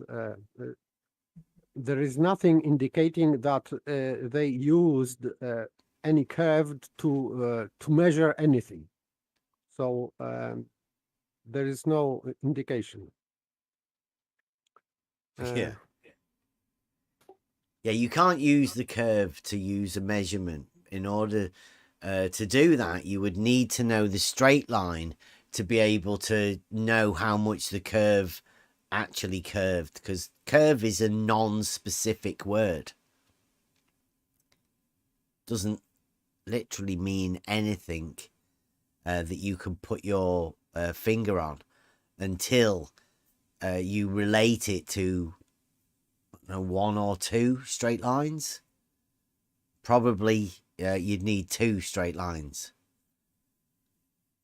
Yes, I'll be back in a second. I am searching book 10th. Yeah. So I will bring it. Maybe I can read something. Is it book 10 magnitudes and things like? Yes. Because magnitudes are about measuring. So this is the topic.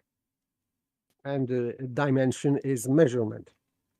Did you get data as well? Did you see that? Data? No, not Okay. yet. Where it is? I have to have a word with Spot On, and we do have it somewhere for you. We can let you that. Data is the books afterwards, right? So geometry in the first 13 books are built on an axiomatic system, right? That start from the beginning and end up with you knowing just about everything there is to know about geometry, ending up with the sphere, both within and without, and how it relates to other platonic solids, and how to relate other things to have an equal. I think 13 is. So after that, you have a book called Data. And that data is what can be done from the minimum amount of facts, right? So it's the problem solving side of how you use geometry, sort of like the semblance of the beginnings of trigonometry, like what can be derived from certain facts and how you could use geometry to know what that other thing was, if you know what I mean. That's what data is. How the use of geometry and all of the earlier stuff. So application. Yeah, I guess the practical application of it. Okay, I have definitions in book 10th. And first definition, those magnitudes are said to be commensurable, which are measured by the same measure, and those incommensurable, which cannot have any common measure. So, for example, you cannot measure straight line or area, for example, with curved lines, because they have to be straight. Because square is have borders of straight lines, so you cannot measure by curved lines. And the second definition, straight lines are commensurable in square when the squares on them are measured by the same area, and incommensurable in square when the squares on them cannot possibly have any area as a common measure.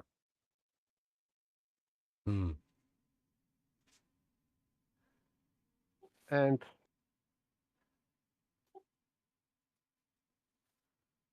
yeah.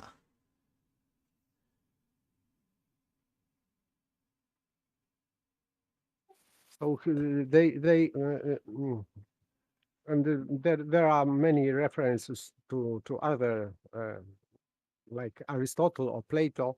So they were aware about measurements and dimensions, but it is never said that this dimension where I cannot find anything with curved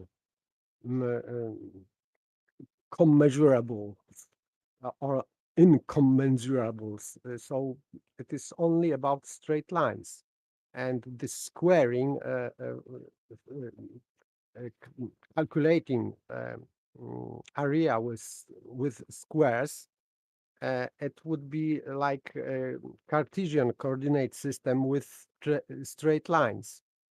So for me, there is nothing to support Chayki and Blue argument that the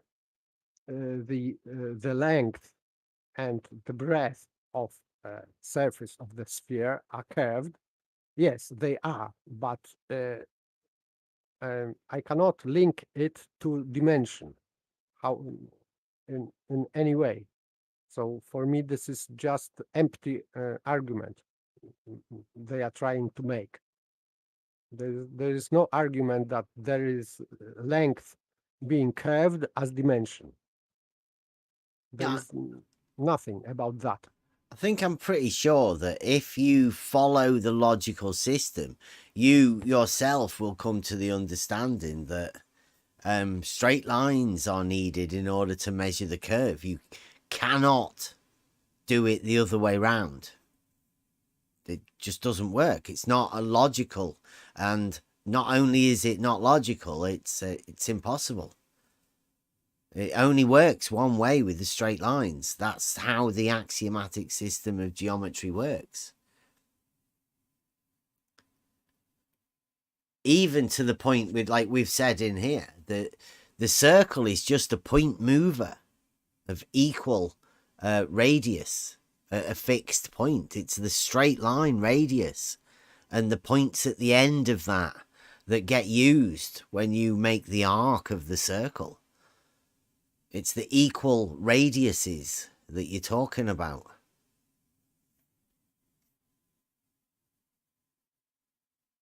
The curve doesn't really come into play, and once you then understand the triangle and how the triangle works, and when you read through data, you'll understand that how important the triangle is. Everybody knows it. Really.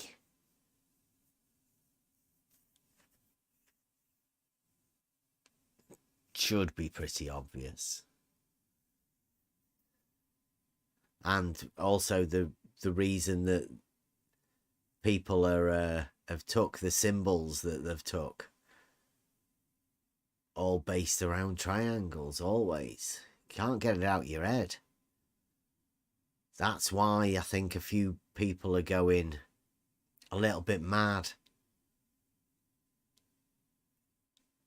Everything always comes in threes because threes support each other, and it's a way for you to check. Like Raven said the other day, the trivium is where three roads meet. It's about coming together, not negativity and splitting everything apart.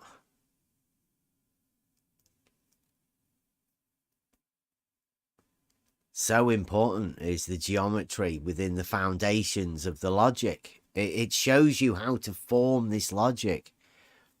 Said at the beginning when I first found the idea of geometry, and then I looked into logic, and then there was a part that showed about how logic formed geometry, you know, where these pieces of geometry came from and how it works through reasoning to formulate geometry.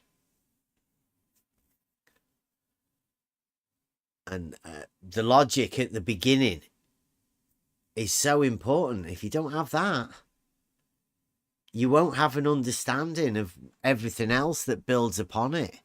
And you also can use this understanding of how you use logic and the formulation to take out into your life with you.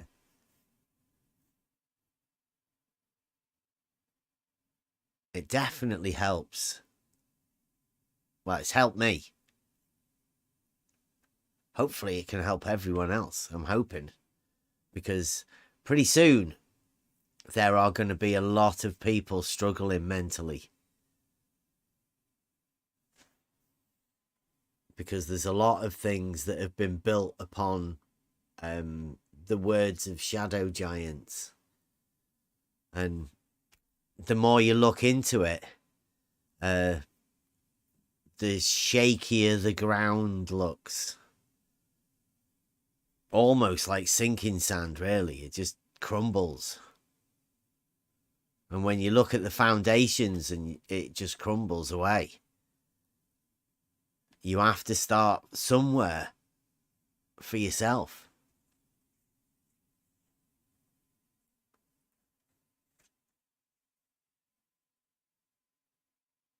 Logic is the key.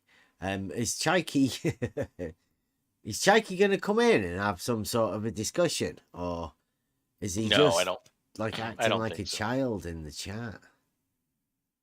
Yep. Hey. Chaiki, you're going to be going out of here. If you can't come in and have a serious conversation, then text chat trolls are not going to be any good for anybody. Circular arguments, and well, it's not even a circular argument. It's not even an attempt at an argument.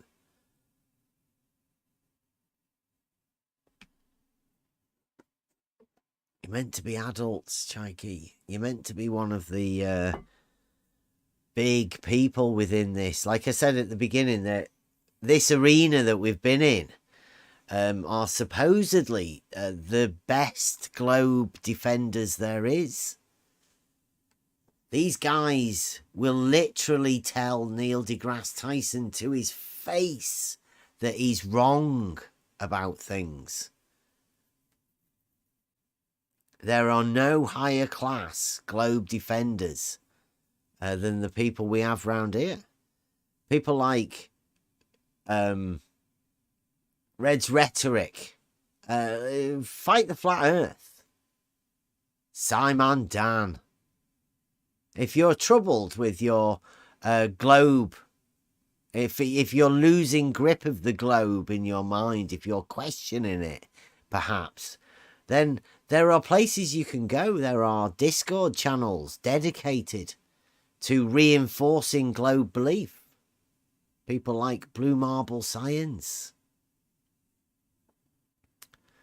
Where else?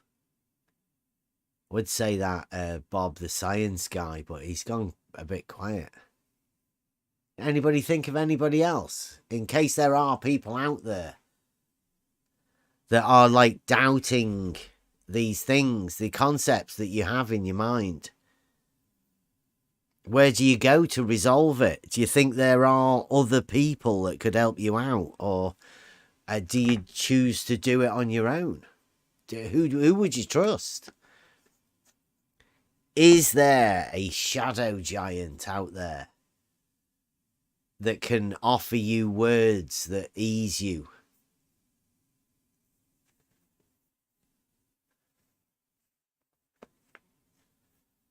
Are there people like that out there? Or do you just get obsessed with other people?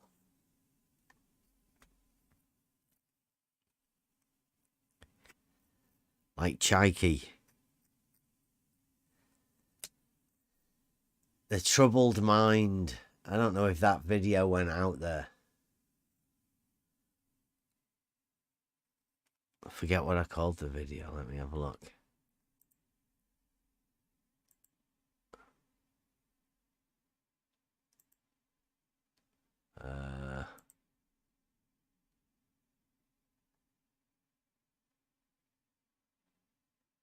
Yeah, I don't think it went out. The obvious signs of a mental decline. Sounds like a Buster lyric. Might be able to put it in a song.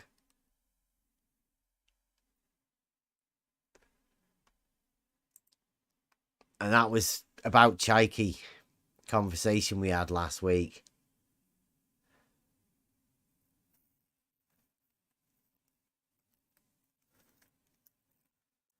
And whether it's out, I might put it out again.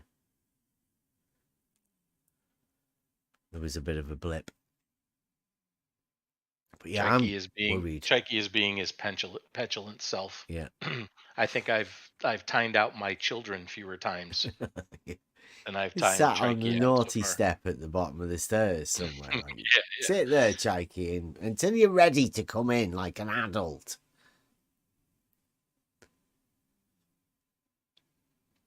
It is hard, right? When we come here with no idea of what we're doing. We're just sort of trying to come with the conversation.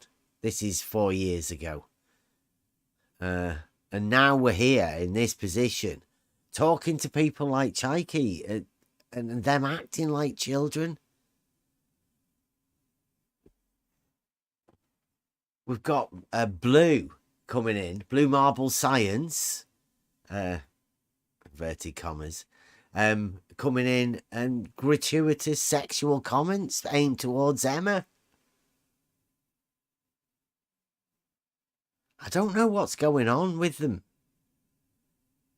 These are meant to be like, call them boomers. No, I call them psychopaths myself. Yeah, but they see, they are adults. They're not children.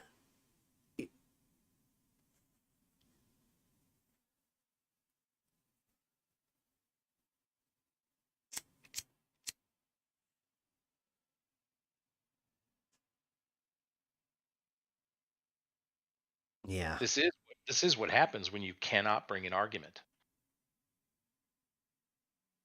When somebody points out an obvious truth that you can't bring an argument.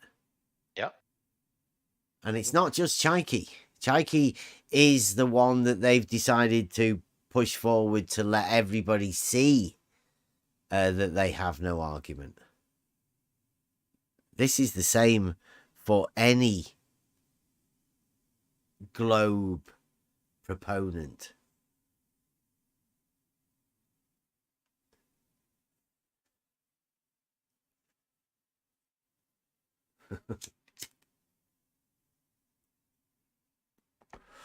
And they do seem they always go to an argument about children or about some sort of sexual thing, as though they're obsessed with, I don't know. It's where the mind goes to, I'm pretty sure. Where the exploded mind goes to is to some childlike state.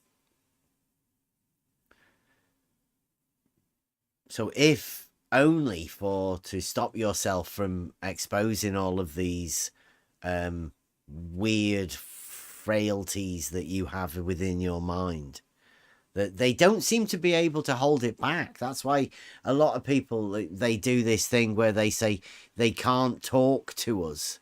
It's because they risk exposing these mental things that they can't stop themselves from blurting out.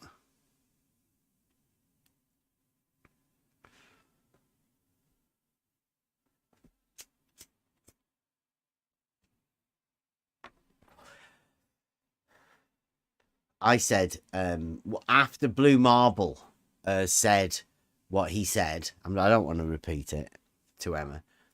I said, is that the sort of thing they said over at Geo's about your Mrs. Blue that made you leave that server? And Blue Marble told me to F off.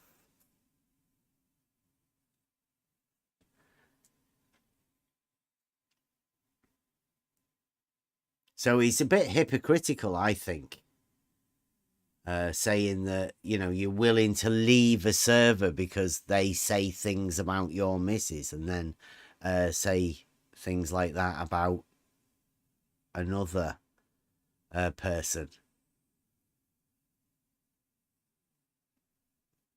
But that is the mental state of the people we have to deal with. We just prefer to talk to people. It's very easy. This is Free for All Friday. We did expect it to get less and less people.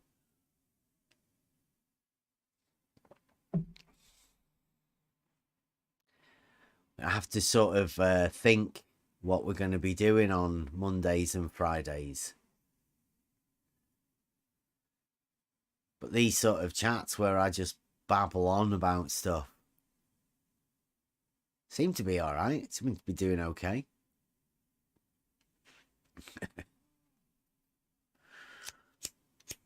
Because they ain't got any guts to come in. Nobody. Only on the text chat. There's no argument. Chikey's last words before I timed him out for another 10 minutes was that there's no use him coming in if he can't be heard. I mean, all he's got to do is open his mic and he can be heard. Yeah, he's talking about being heard on YouTube. Yeah, on because YouTube. Of course I can make him louder and by clicking on him, but no, his issue is with YouTube because he wants to be heard on YouTube. They can hear him on YouTube. That's his problem, right? He's just coming up with an excuse like Rumpus. Rumpus says we censor diagrams. We obviously don't. But that's Rumpus's excuse for not coming in. Chikey's just making a Rumpus type excuse, a lame excuse for any reason for him to not come in. That's his argument. That's the extent of the argument. Is I don't think I can be heard on YouTube, so I'm not going to come in. He wouldn't be able to make an argument even if he came in. I'm suspecting. He could definitely write his argument out on a meme and post it.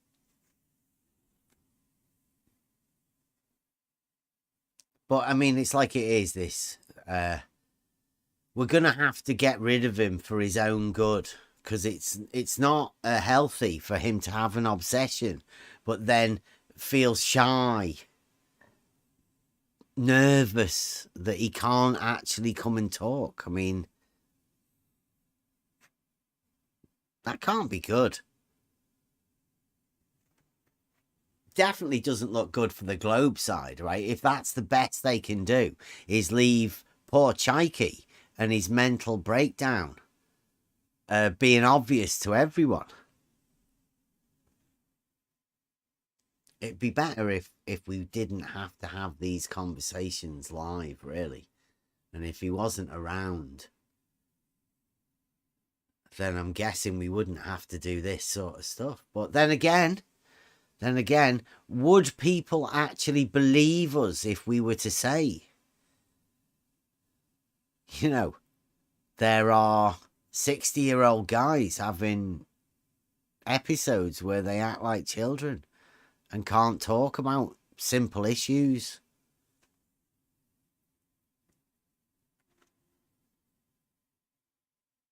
It's very, very, very strange. I don't know.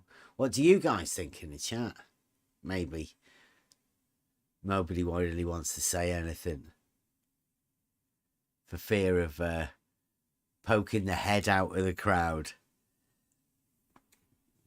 And I don't blame you. People like Chikey. I mean, who wants to have people like Chikey following you around just because you made a comment somewhere? The fear of Chikey. Well, it's just that the idea that there are lots of Chikeys, right? Everybody knows what a Chikey is on the internet, right? Everybody has a Chikey. If you've ever posted anything anywhere on social media or anything, you'll know what a Chikey is. And you know you can't get rid of them. Once they start, they've got something locked in their head that they can't get out of.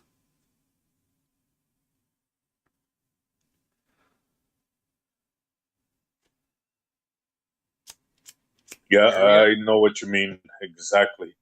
He's back and complaining. Yeah. Chikey's been like this for years. Yep. I didn't get rid of that picture, Chikey. It's still up there. And by the way, Not Chaiki, what you for got timed example, out for. Sorry, paper. go on. I just want to say he's trying to say that that's why he got timed out. No, that picture in your question is still up there. I just don't know what you think that's, if you think that's an argument. It's not an argument. It's a question. I don't know where you're going with it. Bring an argument. But you Yes, can't. that's why I wanted to say this picture is for nothing. Just for nothing. He is not going to prove anything, or maybe just have to excuse for calling Bev that he is dishonest or whatever. Maybe this kind of proof or argument, but not argument about geometry, for example, because last time he was talking about this surface, and I have question for Chaiki, where he is going with that question about surface. He Where says he it's is an going. argument. He says the question that he asked. Let's go over this. This is good, right? He says, so who is going to measure the distance between those rooftops with a measuring wheel? And for Okay. those of you that may or may not be able to see the picture, I don't know if it's still up on the YouTube. Yes, but, yes, I can see. Yeah, I know you can, but let me describe it. So there's an arrow pointing to the top of the Empire State Building and another skyscraper down to the left. That's an argument, according to Chaiki. That is an argument. Yeah, you see, what he is going to say is, I would say that if you know the ground positions, then you could very easily work out the heights of those things, because that's obviously known within the plans. Then you could work out that line through geometry. If you knew the understanding of how geometry works, then that can be calculated. It doesn't need to be measured. Because the actual measurements are already made on the ground within the plans of the buildings. Now, if you have an understanding of geometry, of course you can work that out. It could be like a sort of 5th grade school question. Given the distances between those things on the ground, then calculate the length of that thing. It's a perfectly valid, logical thing. So I don't know what he's going to say. Why would it be any different than what it is? Apart from the fact that you would have to assume that the verticals are parallel in order to do the geometric thing for it. But I mean, I don't know if that's what he's trying to get at. The fact that in order to do the geometric challenge, you'd have to employ some sort of fantastic means that nobody ever would. Yeah, I don't know, but I will say, instead of stating what the argument is, he points out that I said left instead of right. Good on you, Chaiki. You got me there. Dang, I concede. I thought that's why you did it. Correct. I often do things like that. It was like Blue Marble. Total mistake on my part. I said Blue left Marble instead of does right. it on purpose. To pick, so these people have something to do, right? Chaiki, what would Chaiki do otherwise if you hadn't have done that? Oh, the left versus right thing gets me on a clip. Yeah, fantastic, Chaiki. Good argument. Very good Yeah. argument. And I would say that this was the purpose. So no argument, real argument, just occasion to catch you on word. Yep. So, and once again, no argument, timeout. Yeah. So non-argument means timeout. Right? And the same story is with the surface. Where he is going with this surface? He's going nowhere. Yes, we know length and breadth, of course, but if they are curved, they are not dimensions. End of story.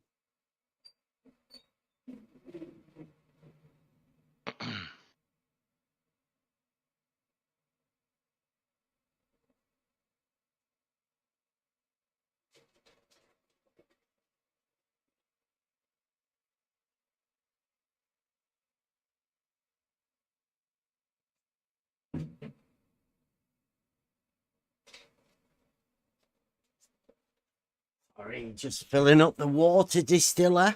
Don't forget to distill your water, people. Clear thinking is what we're after here. You don't want any of that. Did I tell you I had the plumber come round and he was completely in agreement with me? It's like, he went like, yeah, I know. How much shit is there in that? I don't doubt that. In fact, I would guess the reason why I said left instead of right is probably because I don't have a distiller yet. Yeah. That's what I would say. But I did give Chaiki some content, so there's that. It's good. We'll see if he can come back with an argument. I don't think so. This has been 5 times now. I have argument for water distiller. You don't need to brush or wash a kettle inside. I didn't do that for like 15 years. Didn't even touch inside my kettle. It is clean always. No scale or anything on the inside of the kettle. Yes. No stone, no nothing. And I've saved all of the other stuff, so I've got 2 pints of crap. Solid. I don't know what it is. Whether you could send it through to go and get it tested to find out what it is. It's damn sure it's not lime scale, I can tell you that. For sure not healthy for your kidneys.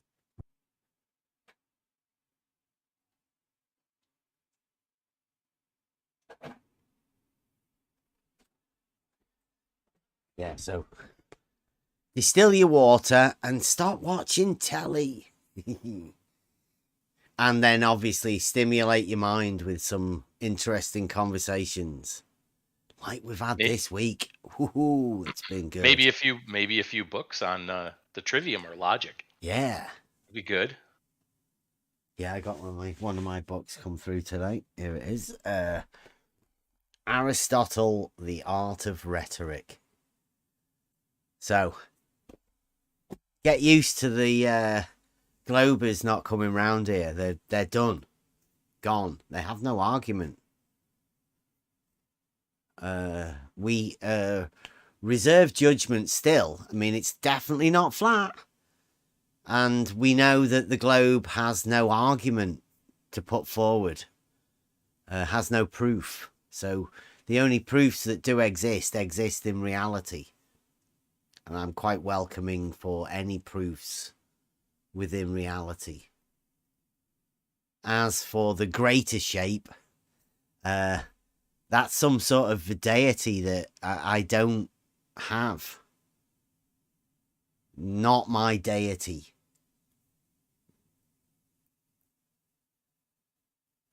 So, I'm not, well, like I say, it has become a point now where nobody can come and talk about their deity. They have massive amounts of faith, but it only gives them faith to text chat troll. They can't actually have any rhetoric. They can't express it through logic or use correct grammar. And it gets exposed really quickly. It does. It's like those stereotypes of the evangelist that has nothing but you're going to go to hell.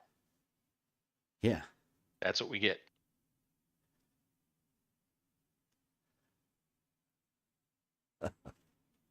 Right when he's back. Yeah. Complains about first thing taking away the useless stuff. Put some stuff that's useful in there. Your notice your picture is still up with your question. Bring an argument.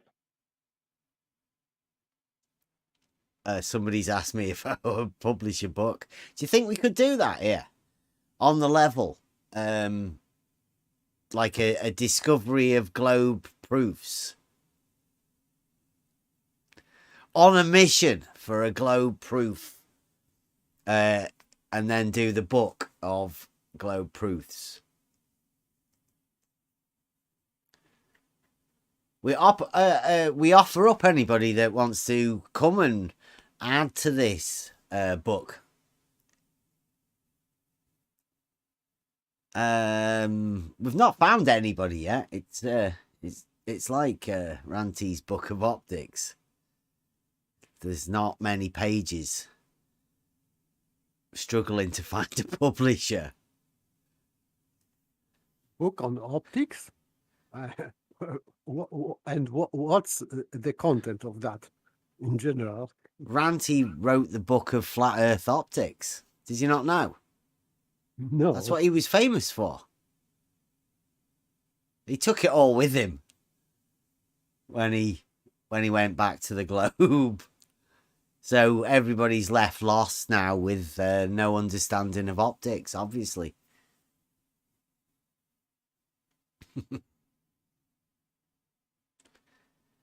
I'm asking because I have something to disprove in optics and in perspective, but I was trying to present this on Red's Rhetoric in 2016, I think. But of course, this presentation maybe wasn't good, and I hadn't got ability to speak well and to argue in debate because I was fresh in that arena. Yeah. But I can recreate I had presentation, but on my old computer, and I erased that. So I would I have to do it again.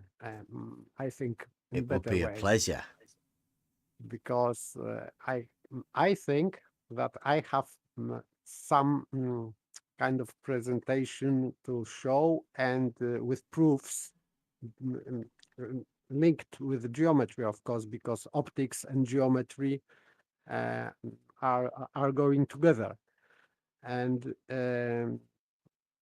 I can disprove some things, some myths in the globe model or heliocentric model or whatever, how we see things and how perspective is presented to us as true, and I think it is not true.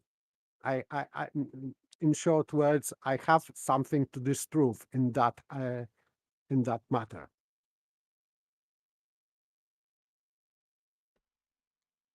Good. Yeah, we can do all sorts of things like that, I'm hoping. And there will be, obviously, because reality is reality, there's proofs everywhere. We know that the only reason that the globe defenders say there is no proof is because there is no proof of their model.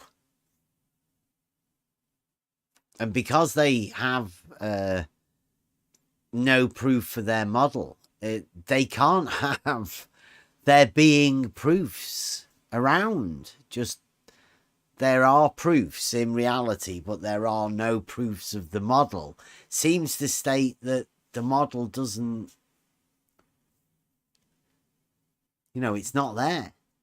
But what they have to do mentally, I think this is one of those mental problems that people will have.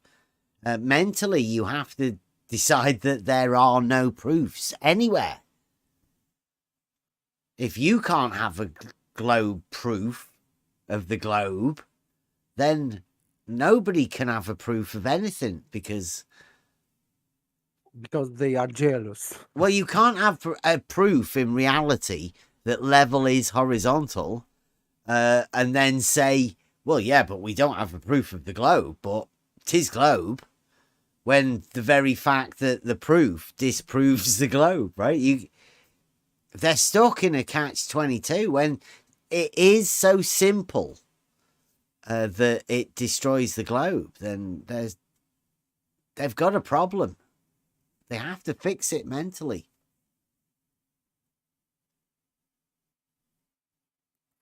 What's Chaiki after? He's just hanging around for no apparent reason. He's upset, I think, YouTube people, Chaiki, this is his mental state at the minute. He's upset that you can't hear him. But in order for you to hear him, he needs to come in the chat. So, I mean, mentally, it seems to work quite well for Chaiki.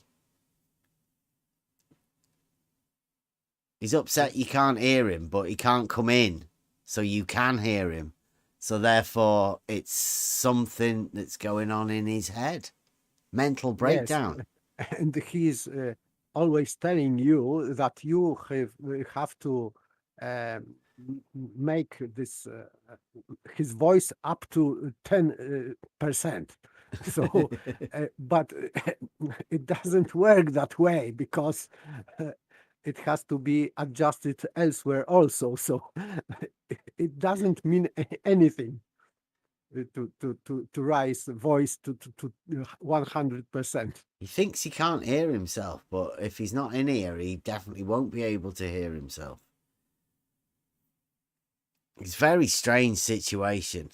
Chaiki thinks he can't be heard when... I don't know.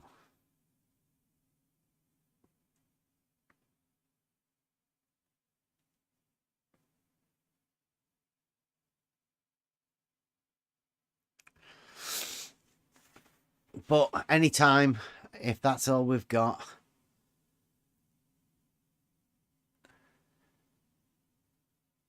who's I can't really science. That looks familiar. There's no thing on it. Welcome.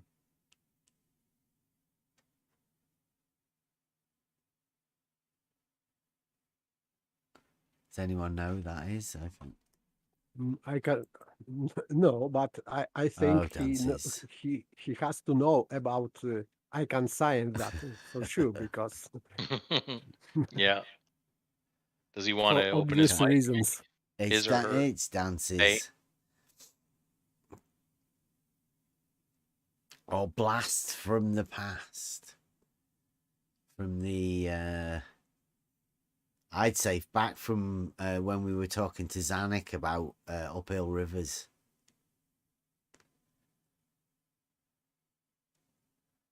Yes, we are live. Yes. We are live.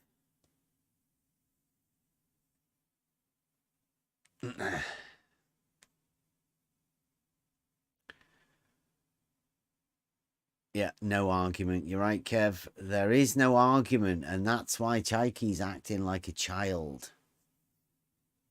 Yep. Because he knows that we know he has no argument, and he can't come back and go, yes, I have, because he knows he has no argument.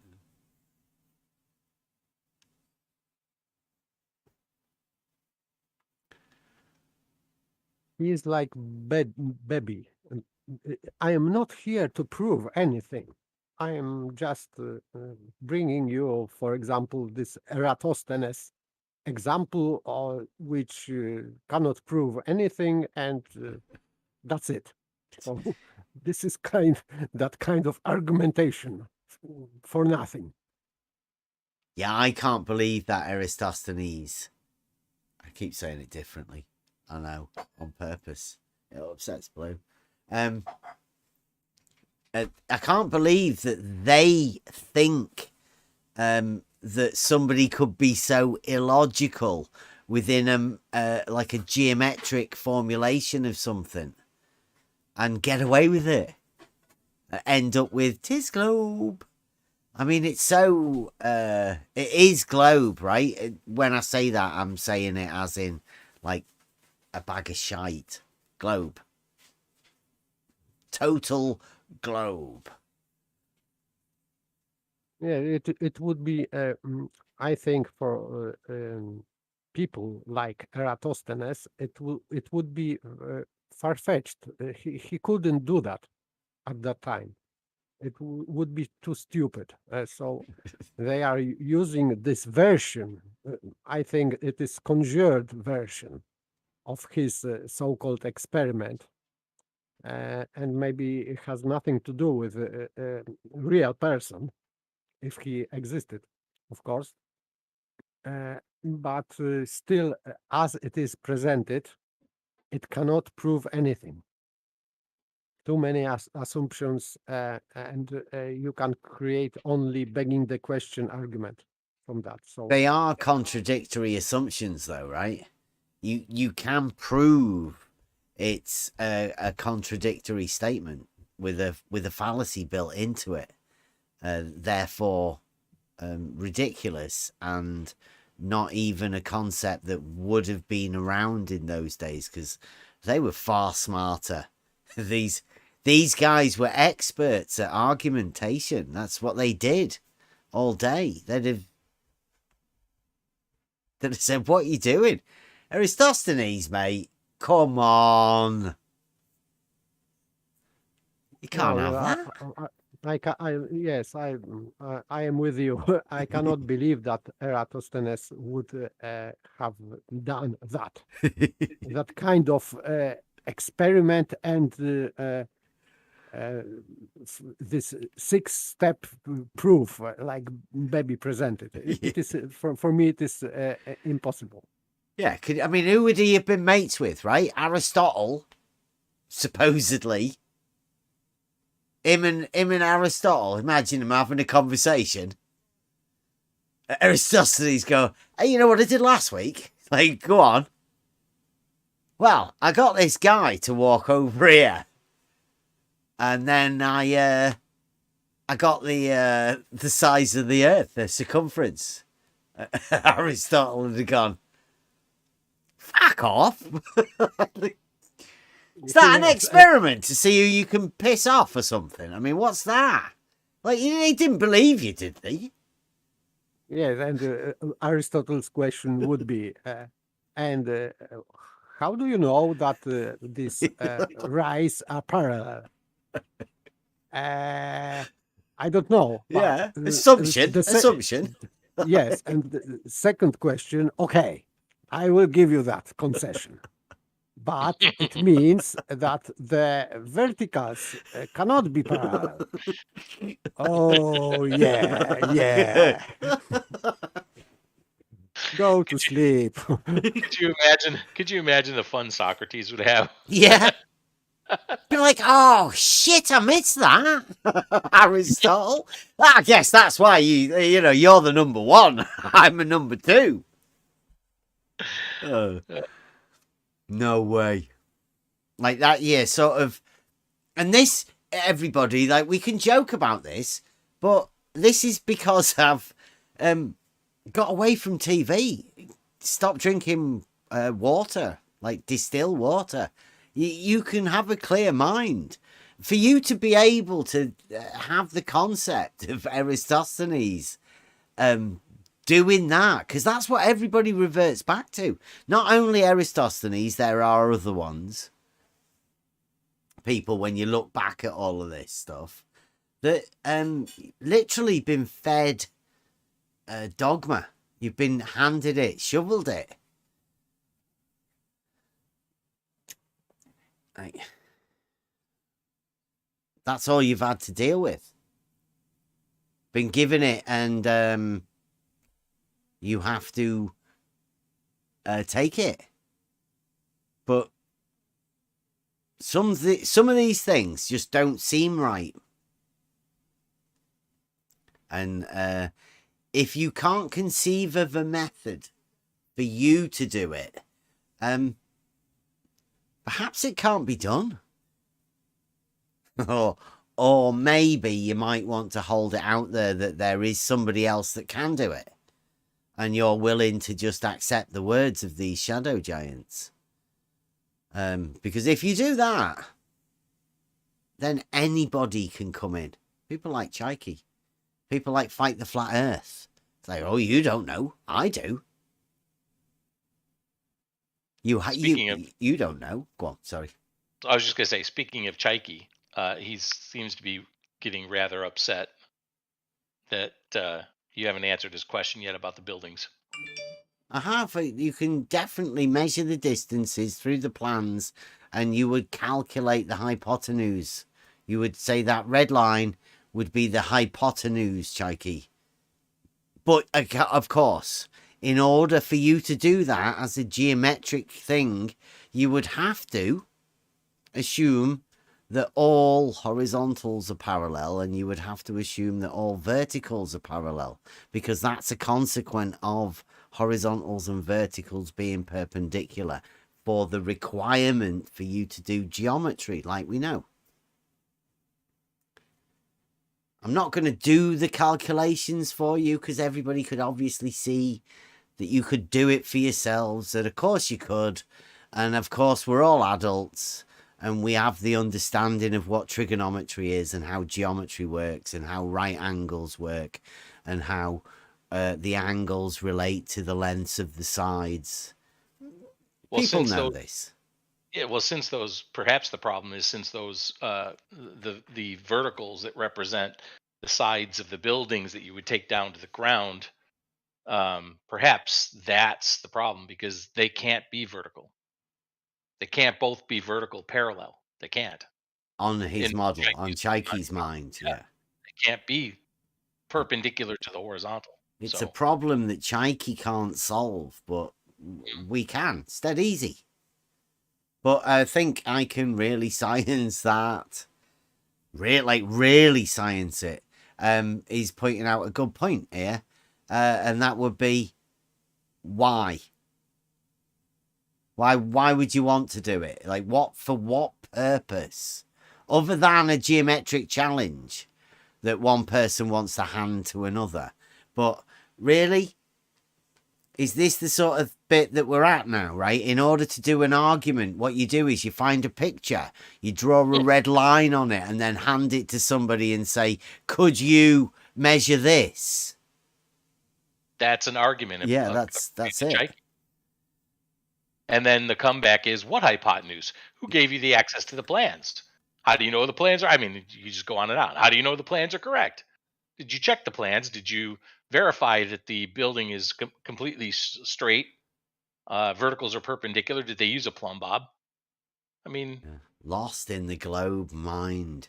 And when I say a globe mind, I mean an exploded logical framework that doesn't actually exist. Chaiki's opening up and showing us. There are others with models that are just as bad. Yeah, Chaiki's obviously fixed upon the geometric problems that he's faced with his particular model. He's just choosing us to show us. I mean, we don't pay him to do this. He does it of his own accord. There's lots of people that do this. They come and show us their problems. We try and help, but anytime you do, it seems like they get worse. It's like they won't accept help. It's a cautionary tale, isn't it? Yes. Yeah, I don't want to seem like we're attacking Chaiki, because I honestly, I don't want to attack him. But we have to use it. He's here publicly. He's expressing this. I don't think it's scripted. I think this is real. I think Chaiki is a real person. He's definitely not part of the council. He's doing this solo. And it may be he needs some help. I can't give it him. He won't accept any help. We can't ask him what his problem is. He seems unable to answer. We might be having to release him from this. I don't know. Chaiki, is it better that, in order to stop you from being obsessed, should we limit your access to this place? Or do you think that might cause you more mental anguish? Do you have some sort of a mental link to this place? That I don't want to cause any problems by breaking that link.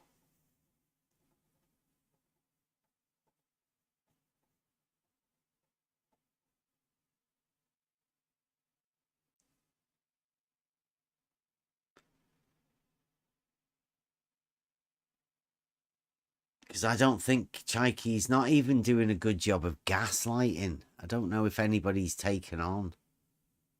It's like a counselling session, isn't it? It's what it's becoming now, Kev. Yeah, absolutely.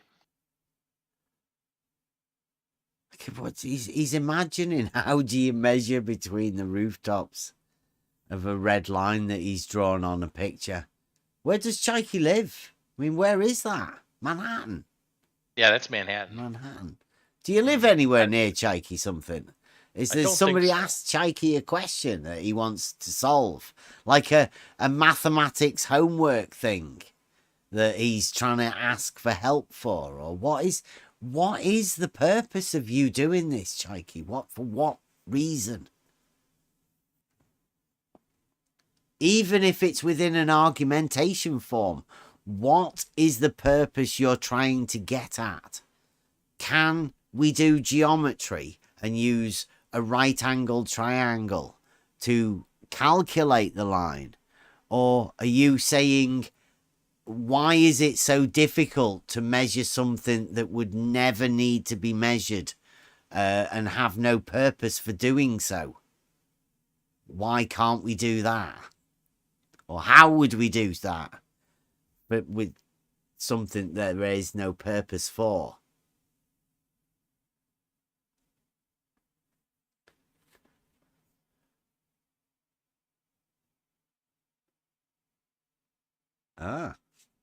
He's actually been on it, so I mean, maybe it might have been a question he had when he was up there. I wonder how I would measure from here to there.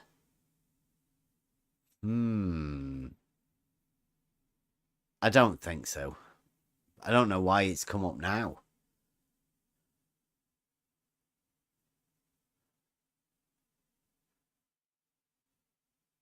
It seems like he's struggling with the geometric concepts.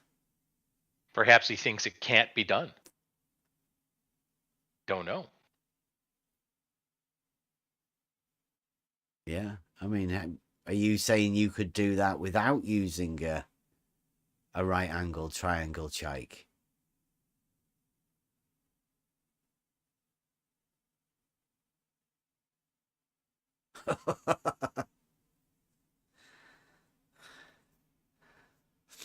Oh, did he get you on a word issue? You said just measure it. Yeah, he said, how would you measure instead of 2 points in free space or something like that? So you just measure it. And now he's come up with this picture where he's drawn a red line on another one again. Okay. You see, like he's made that association between he's put them things up in the air, right? Mm-hmm. It can be measured. You can throw the line, rope, and a tightrope. Well, that's what I said. That was my answer. Whatever rope. You can mark distances or centimeters or meters, whatever. It can be done, but what for? Yeah. That was the thing I'm trying to go at. You could definitely do purpose? Yeah, if I had to actually measure that space, that is what I would do. It costs a bit, get a right? rope or cable, set it up on both corners of the buildings. Helicopters. And then once it's there and you've got it tightened up, You mark the cables, take it all down, put it on the ground, and measure it. You have to watch what you're doing here now, because the frailty of Chaiki's mind, what you've just said there will possibly be developed into, you've got a proof of flat Earth where you're going to measure from one building to another. That's what this sort of thing develops into. I know, because I've been there. Early on, these sort of things get developed, and it depends who takes up on it. So he lolls ropes across Manhattan. Yeah. Yeah. There you go. Well, this is your quote argument, bunny ears. It was your question, Chaiki. You said, I know, right? How would you do it? Have you been to New York City? It's on a grid system. You can lay out a cable or a rope if you wanted to for miles. Are you sure you've been to New York City, Chaiki? Because I have. A distance is a straight line. So how would you make a straight line from one corner of one building to the other corner of the other building? And how do you measure that distance? Well, that's obvious, Chaiki. The same way as you measure anything. You make a physical straight line, and then you put some sort of measurement method to that straight line to determine how long that line is. I mean, I'm struggling as to why you don't know this, and what the fucking purpose of it is. The purpose is trolling. Yeah. Or to show everybody, right? It's got to be. The guy's 60 years old, at least. He doesn't know how to measure a distance from one thing to another. Sound check. 1 2 1 2. Hello. I hear you. Can you hear me, Redman? Hey, hi guys. Yes, we can hear you. Good evening. Well, Hey, good evening. buddy, how you doing? I'm doing good. You? Man, life is great. Good to see you. Yep. It's been a while. Carry on, guys. Sorry. Sorry, guys. Go ahead. There we go. Thank you, Chaiki.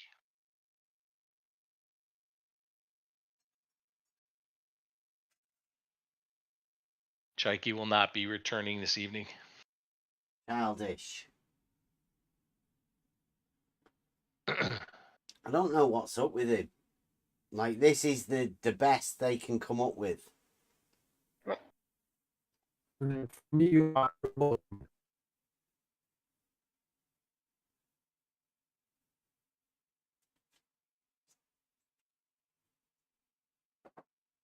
I'm not sure if it is only me, but that's voting for me.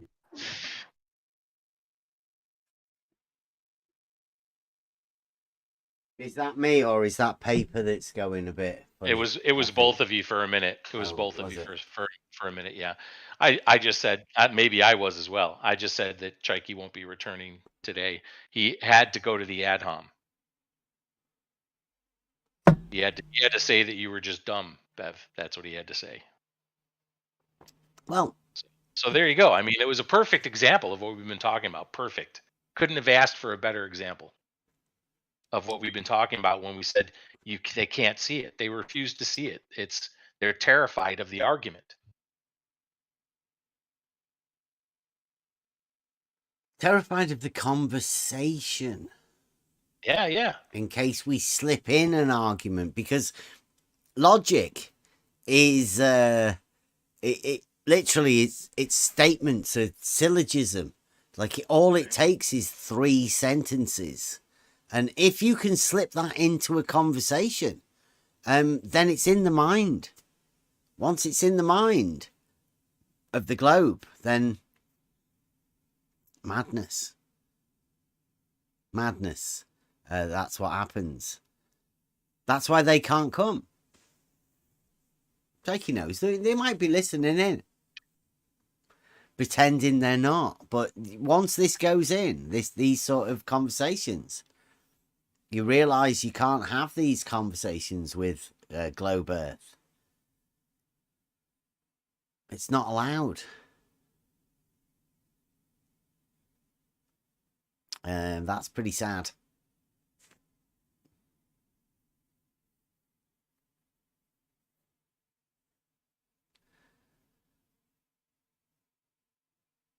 And it's upsetting that Chaiki is going to do that. Right to the ad hom. Yeah. I mean, we were entertaining it, right? Having a back and forth. He was incredulous on your answer to calculate it. He was incredulous on my answer to measure it. So we were entertaining it, and then in the end, you're just stupid. You're just dumb. I just want everybody to see how stupid you are. It's like, okay, so no argument, not even a sniff of an argument. Everybody sees Chucky. It's ridiculous, man.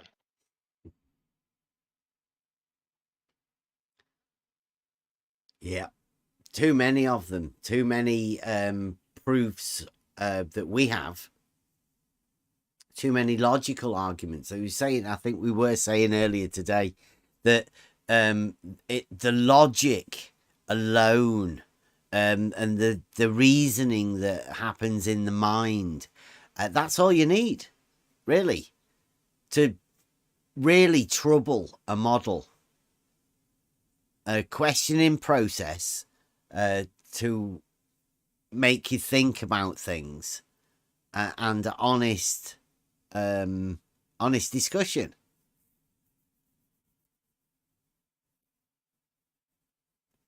It seems difficult for a certain group of people to be able to do that. I'm fine though without it. We can do fine without people like Chaiki.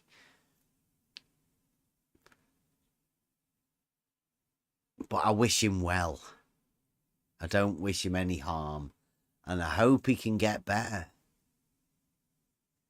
I don't think he can, though. That's one of those things. Once you know there's an impossibility built into a model, then you either have to allow it or lose the model. And if they ever do lose the model or have any questions of themselves or anybody else about the model, they'll have to leave the arena. You can't voice those sort of things in their groups of those people when you've been living in them. You can't ask questions of a paralogism. Which is why I think they've gone mad now. It's pretty clear. When we ask for an argument, and that's what we got. We got something that devolved within, a dozen comments in the live chat to an ad hom. It's just amazing.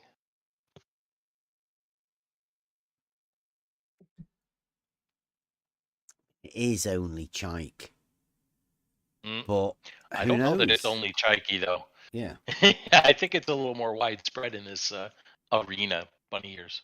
Well, yeah, I say like in here, it is only Chaik because it seems like Chaik's obsessed. He pretends he's obsessed with me, but I mean, it's not. It's obvious that it's the conversations that occur within here. He's just fixed on me as a fixation so he doesn't have to look at the conversations and the discussions that we all have. Something else to focus on. Yeah, to take his mind off it. Yeah. Right. So this being Free For All Friday, I think it's about time we got off the topic of Chaik. So has anybody got anything else that they'd like to discuss that takes us away from?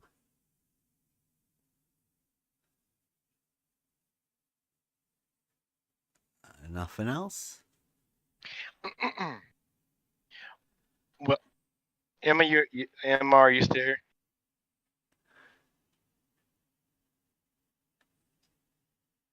Might be, might not. Who's that? Are you talking to me? Yes, I'm talking to you, Emma. Uh-oh. Group. Okay. Sometimes some people need to just get out into the world, just live life. That's what I would say.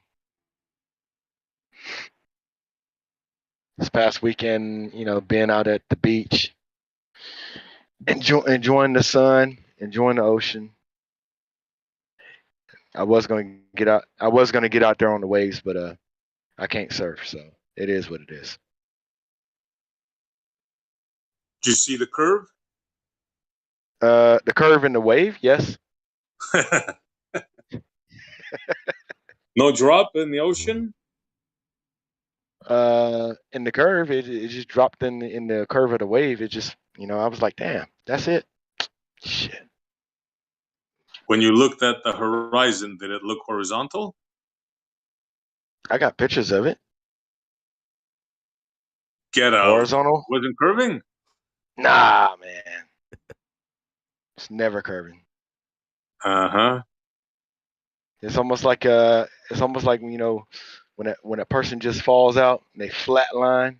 It's just a flat line, It is what it is. I wasn't even thinking about that. My little girl running on the beach, having fun. Playing what were we playing? We're playing tag. You're it. Good stuff. More people yeah. should be doing that. They need breaks. A lot of people need breaks, including myself. I can use a vacation, to be honest with you. They have us boxed in here for 2 years now. Hey, hopefully you get to get out, man. Get out, go to the beach.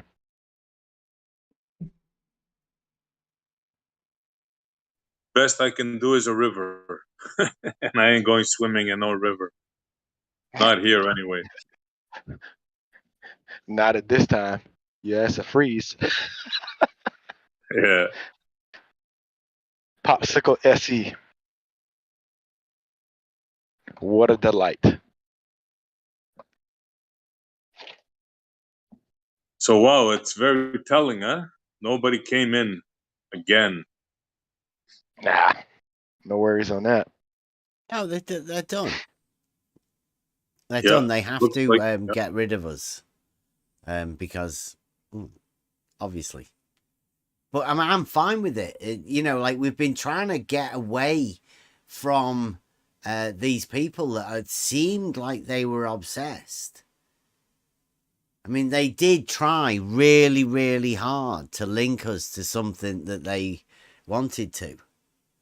And now we've done away with them, not because we've blocked and got rid of everyone, because they don't want to come. I think we've proved that there is no argument from the globe, and we've proved why there is no argument from the globe. Very simply.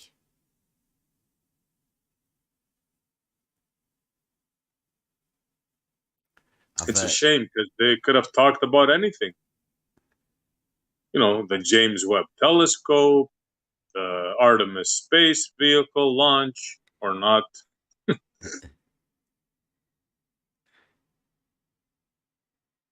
Yeah, there's other places for them to talk about that. They don't want to do that round here. I guess not. So far, has anyone defended the globe idea like dignity channel? No. The dome? No, the globe. Oh, the globe. Yeah, no. All they can do is point to the stars and tell us about pictures from mythical places. Yeah, there literally is no defense. The only defense is some sort of ridicule. It's always like a negative. There's no positive proof, and there isn't even like a black swan type argument of negativity. I'm talking pure negative sophistry. We need a round swan, a sphere swan. What I've noticed in this channel, I'm guessing this is their way of trying to handle it or contain it somehow, is that the ones you call the globe proponent, right? So usually they will either add home you directly left, yeah, or they will just fall back to some story. Then doubt the mighty James Space Telescope. How dare you? You know? And there was a third thing. Oh yeah, the definition of level. I dedicated so many shows to that one. I think they went far as actually good dictionary that the level is I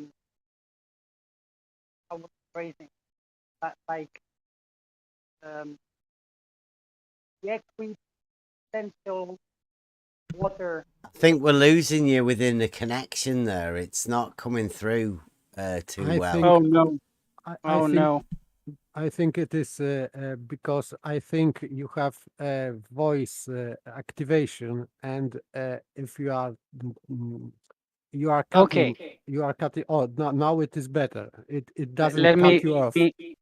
Let me try and amend that. Just 2 seconds, because I'm not very familiar with this interface. Oh, it's clear now.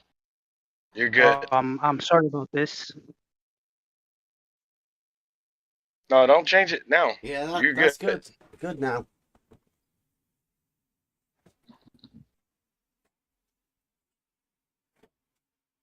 I put in live text. We'll discuss that in a little bit. Go ahead. Voice suppression, auto sensitivity. What do I change here? Like input mode, right? Yeah, we can hear you clear now. Can you hear me now? Yes, sir. You are not cutting off. Because if you have voice activation, it's sometimes if you are talking too silently, it cutting off your beginning of your saying and endings. So now, yeah, I got it. I got it. So I changed that to push to talk now. Hopefully this is better. Oh yeah.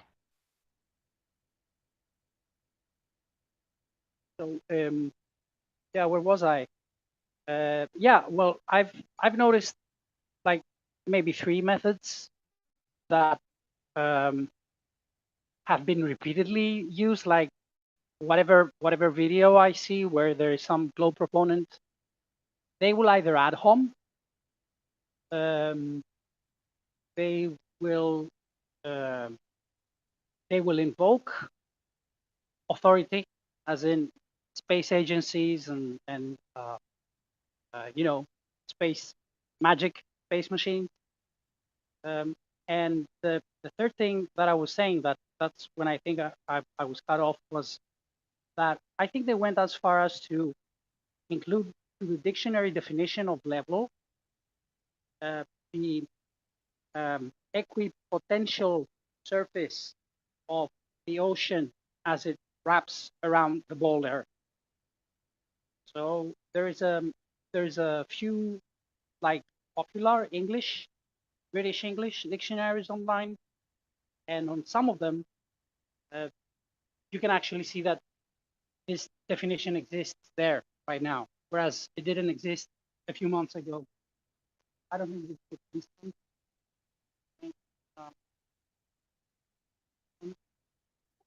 Now you are already nearly cut off. Yeah, I'll just look for a citation and I'll be right back in a moment. Yeah, no problem. I did this for SE this morning. SE, that's the moon this morning. in our live text, live chat. Oh, nice, bro. I wanted to catch it. I couldn't see. Nice. What is it? 7% or something? I didn't get a chance to check it. I was heading to work.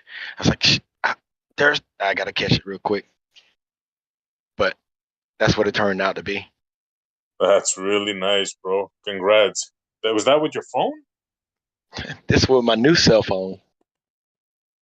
That's good, bro. For a phone, wow. Oh yeah. Mm. Anybody can do it.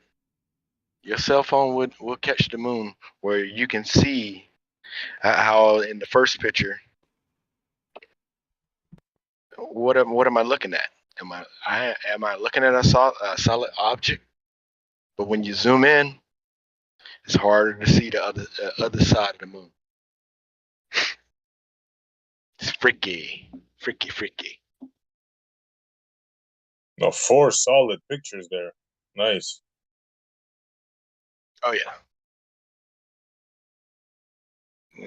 Give or take, it was like 5:15 in the morning.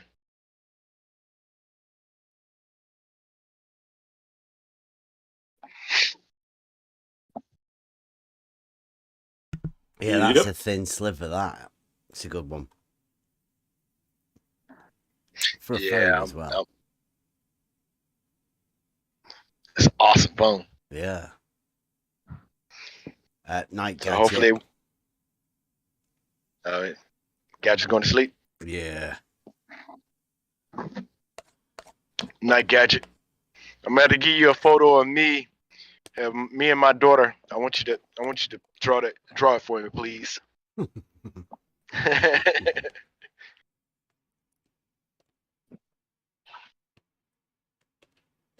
Now I'm wondering what I'm gonna see this morning. Oh well, once I get it tomorrow, see if I can see anything.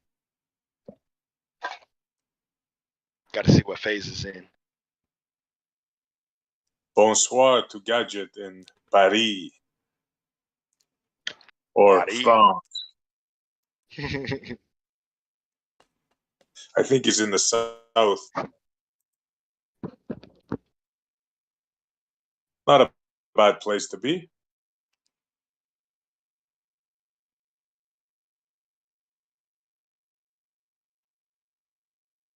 See what the day behold. Look like.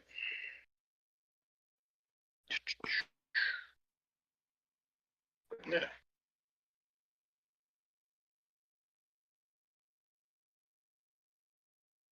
Put this in there.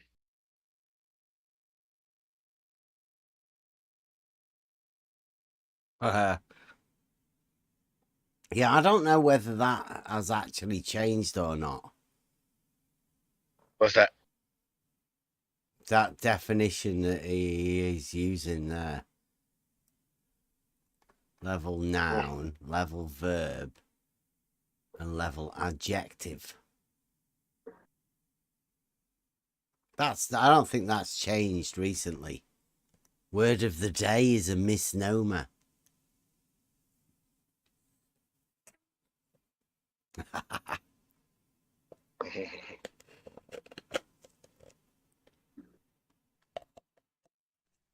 Yeah, I don't know if it has changed very recently or how recently. You've gone funny again. Breaking in and changed out. something. Am I heard now? No, it's gone to that early stuff. What about now? Better. Great. Awesome. All right. So I think this is what they're trying to make this level nonsensical argument on, right? Being a surface perpendicular to all lines of force in a field of force, equipotential.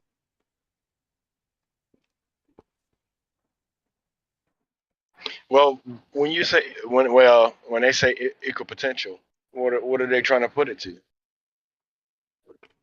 Which one does it say that in?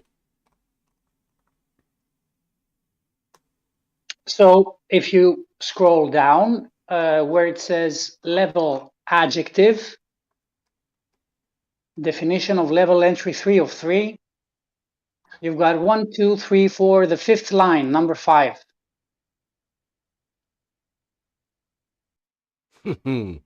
Yeah, but I mean, within the definitions, could you possibly have one that curves somewhere? Or is that actually saying, it's confirming that a field of force and equipotential is a horizontal?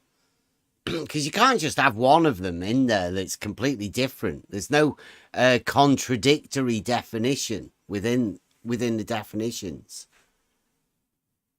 That to me would be confirming what an equipotential is once you amass it with all of the other ones. Yeah, I see what you're talking about, yeah. But then they can argue that, oh, you know, in this case, equipotential is a sphere because that's how the field of gravity is laid out. I'll give you a good one. This is still That not the in level, definition. the level line is not in the center of the level itself. It's 2 levels inside the level. It's about 6 foot, 7 foot tall, and they didn't put it in the middle of the level. It's on the outskirts of the level.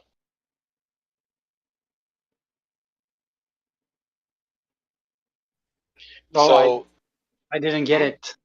I don't get it. What you're trying to say? I grab it. I'll get you. All right, well, I go on video and You're being affected by the globe model there, Redmond. I mean, it doesn't make any difference where the bubble would be in reality. It's just when you play into the globe mind. Well, I'm not playing in the globe mind. But still, we have level adjective, definition of level entry 3 of 3. Number 1, A, having no part higher than another, confirming the curvature of the liquid parts of the Earth's surface. So this is contradiction in this one sentence. It's not a contradiction. I don't see it as that a contradiction. Having no part higher than another. And yeah. Therefore, it cannot conform to curvature. Well, yeah, see, it's just that word, curvature, that you put in there. The curvature is 0. It conforms to 0 curvature. Because the liquid parts of the Earth's surface is a water level, and a water level establishes a horizontal plane. Like it says, it's a horizontal condition. So the curvature of a horizontal condition is 0. And that's what it says. It conforms to that amount of curvature, 0. Correct. It's just to placate the globe mind. The globe mind, because the dogma's already there. That's how they can believe there is a contradictory definition. But if you use your reasoning, there is no contradiction. As I would say with that other one, with the idea that you know these force of equipotential, it's sort of letting you know what an equipotential is. It's horizontal. Science would tell you that it is. Globe science would tell you that it isn't, but actual science. Go on. But I still cannot understand why they say conforming to the curvature if it is the 0 curvature. I don't understand that. Because the globe has to have something. They have to have some. Because you imagine how bad it would be if they were arguing and they had literally nothing. Because that's the only thing that they do have, definition-wise. Other than McToon's and his quotes from books of old about curving levels. That's the only thing that gives them any sort of hope. And when you read it, there is none.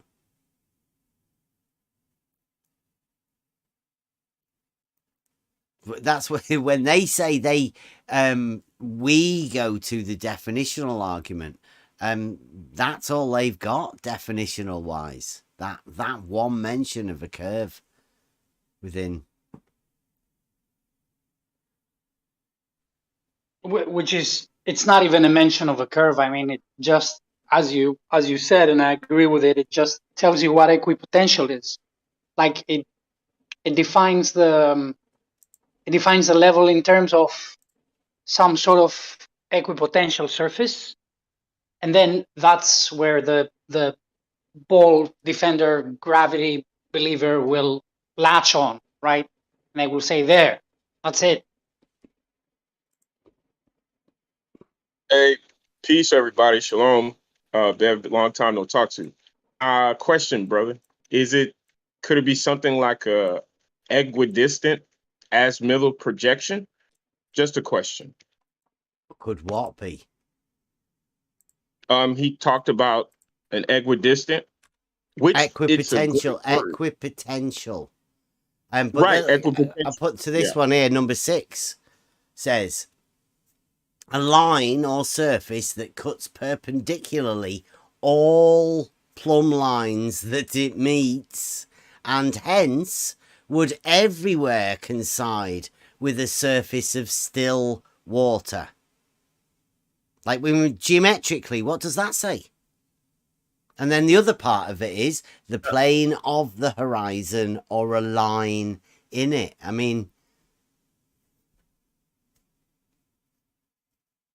if that doesn't say it geometrically, yeah, it sounds like a 90-degree angle.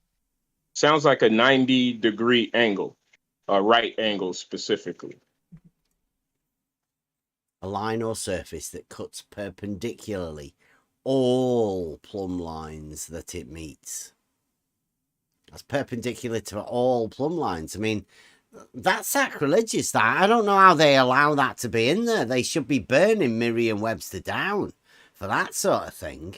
If I were to say something like that, or maybe perhaps Saragaki do a logical proof that states exactly that, what would Beddy do? I think Beddy should be over there. Yes, knocking on the doors saying that's ridiculous. How dare you say something like that? Illicit minor. Yeah. Or whatever.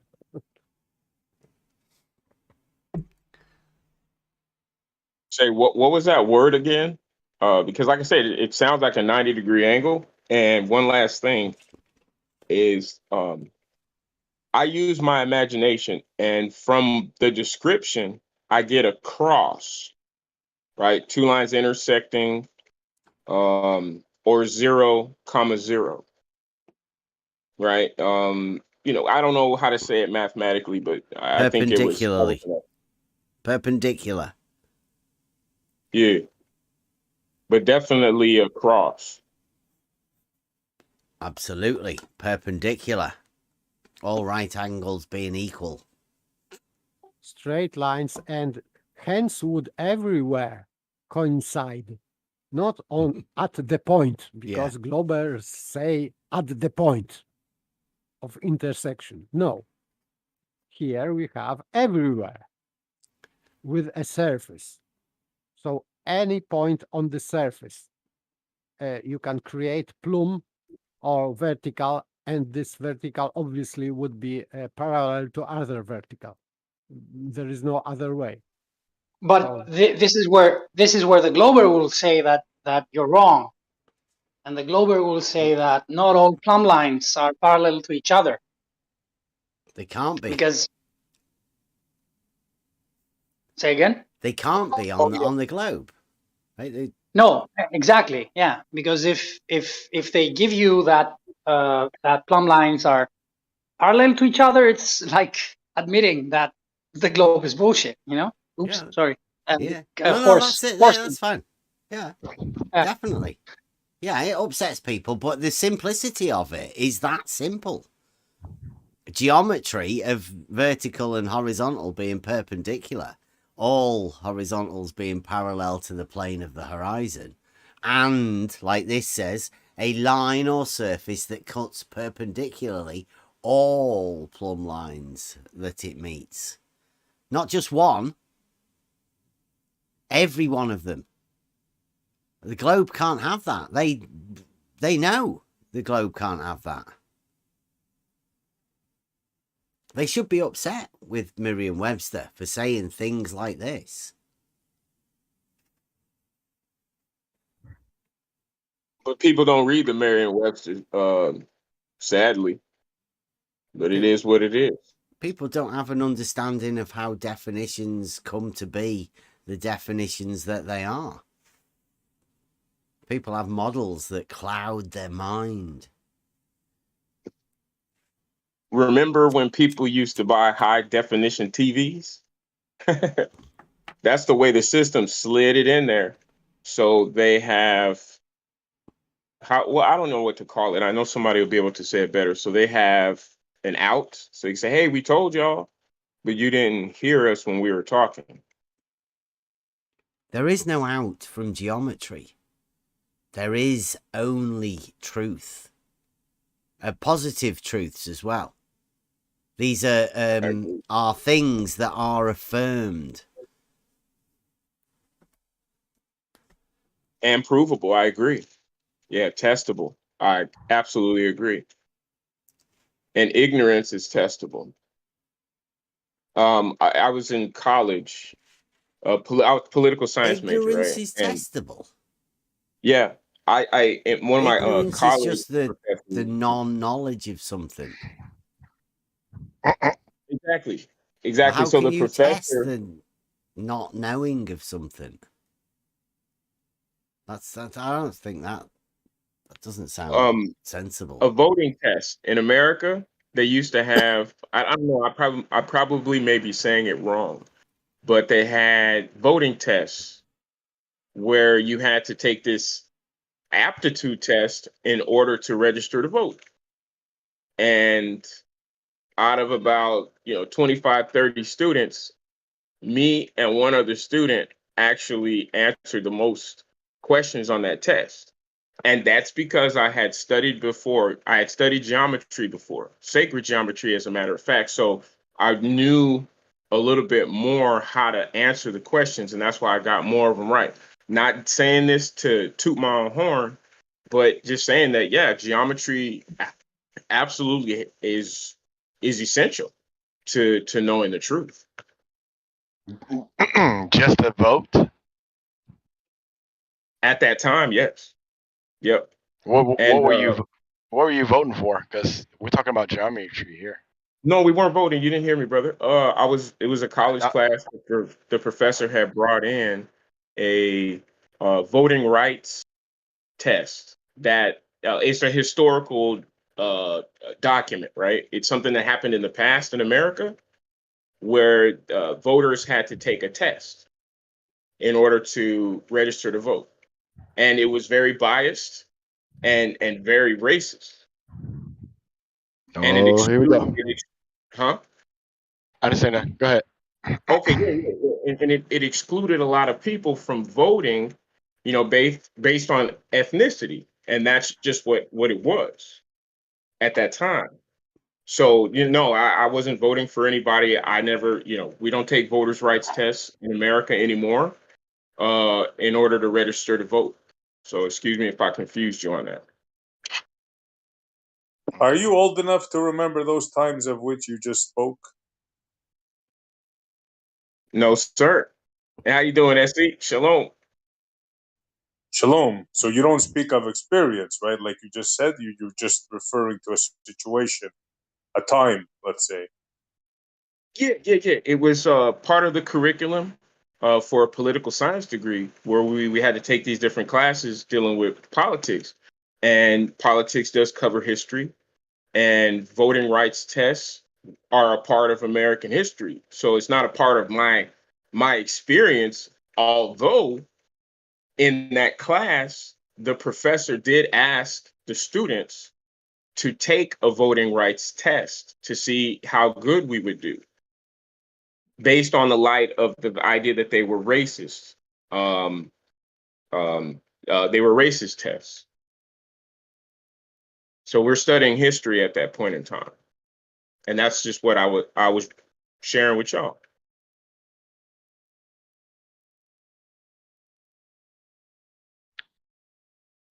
Yeah, I'm not suffering from psychological distance or anything like that. No, we can go back to horizontals. Yes, let's go back to that. Sounds better. You also said something about sacred geometry. Absolutely. Yeah, hop in wherever you want to. If it's a YouTube video you watched, if it's another one you're gonna watch to get informed, hop in wherever. Because it's important that we all have an understanding of what it is and what it may be.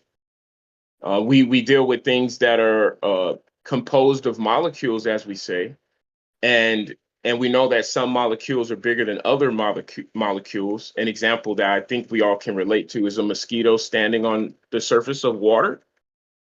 And the idea is that the mosquito is composed of molecules smaller than the water molecules. That's why it can stand on the water. And then sacred geometry would take you into the composition of water based on. Sorry, whoa! Wait, You can't wait. don't go past that, man. Okay, so I just want to ask the question. So you said the mosquito is bigger than the water molecule?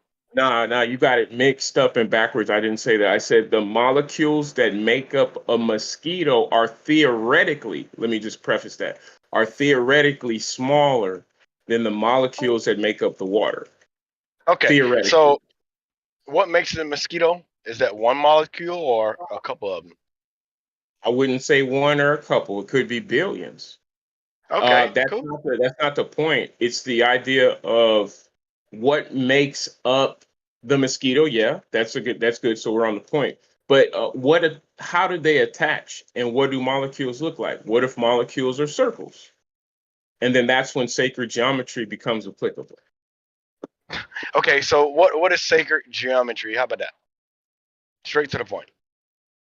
Study of circles. Study of circles? In all their forms, yeah.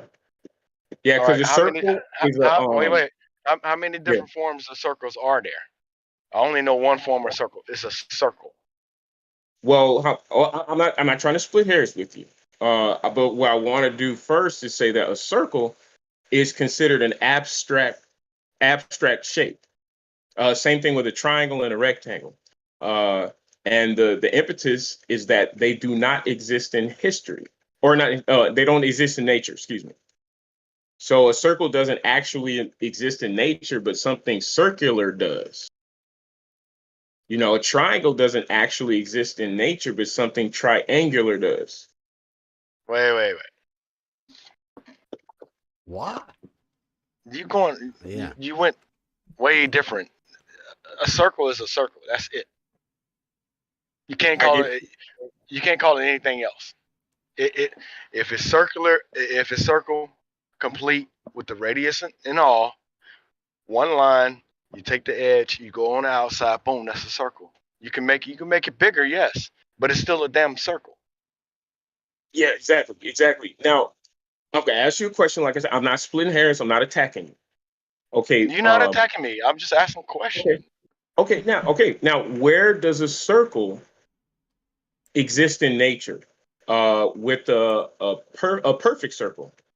Come on. No matter if it fits the requirements of a circle, then it is a circle, as defined by the circle. I mean, this is going nowhere. I don't know what the point of it is. The identity of a circle is that makes it a circle. Same with triangles.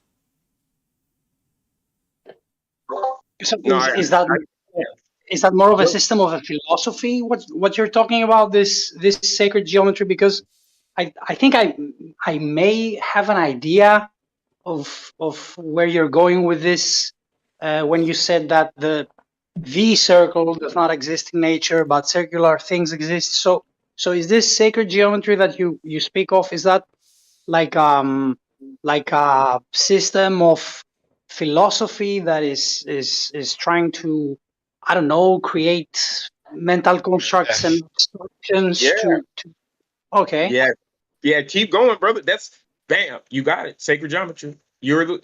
This is it. You got it. And So Okay. and so yeah, everything else flows from here. When it speaks of, and I just want to say this one thing. I'm not trying to dominate. According to this, that, or the other thing, the word accord, full stop. A chord, chord, and the longest chord of a circle is the diameter. And that's important when you go back into reading certain things. So yeah, you're exactly right. Yeah, that's how mental concepts and shapes are formed. Yep. mental concepts. So mental concept, I can mentally think of anything, but I can't make you think it because it's only in my mind, right? Not necessarily. What I would do is try to make some coordinate, right? I would try to make some coordinate with something you already know. That's the work that I've put in, is that I'm dedicated to finding something that I can connect to that you already know. And then the truth becomes self-evident.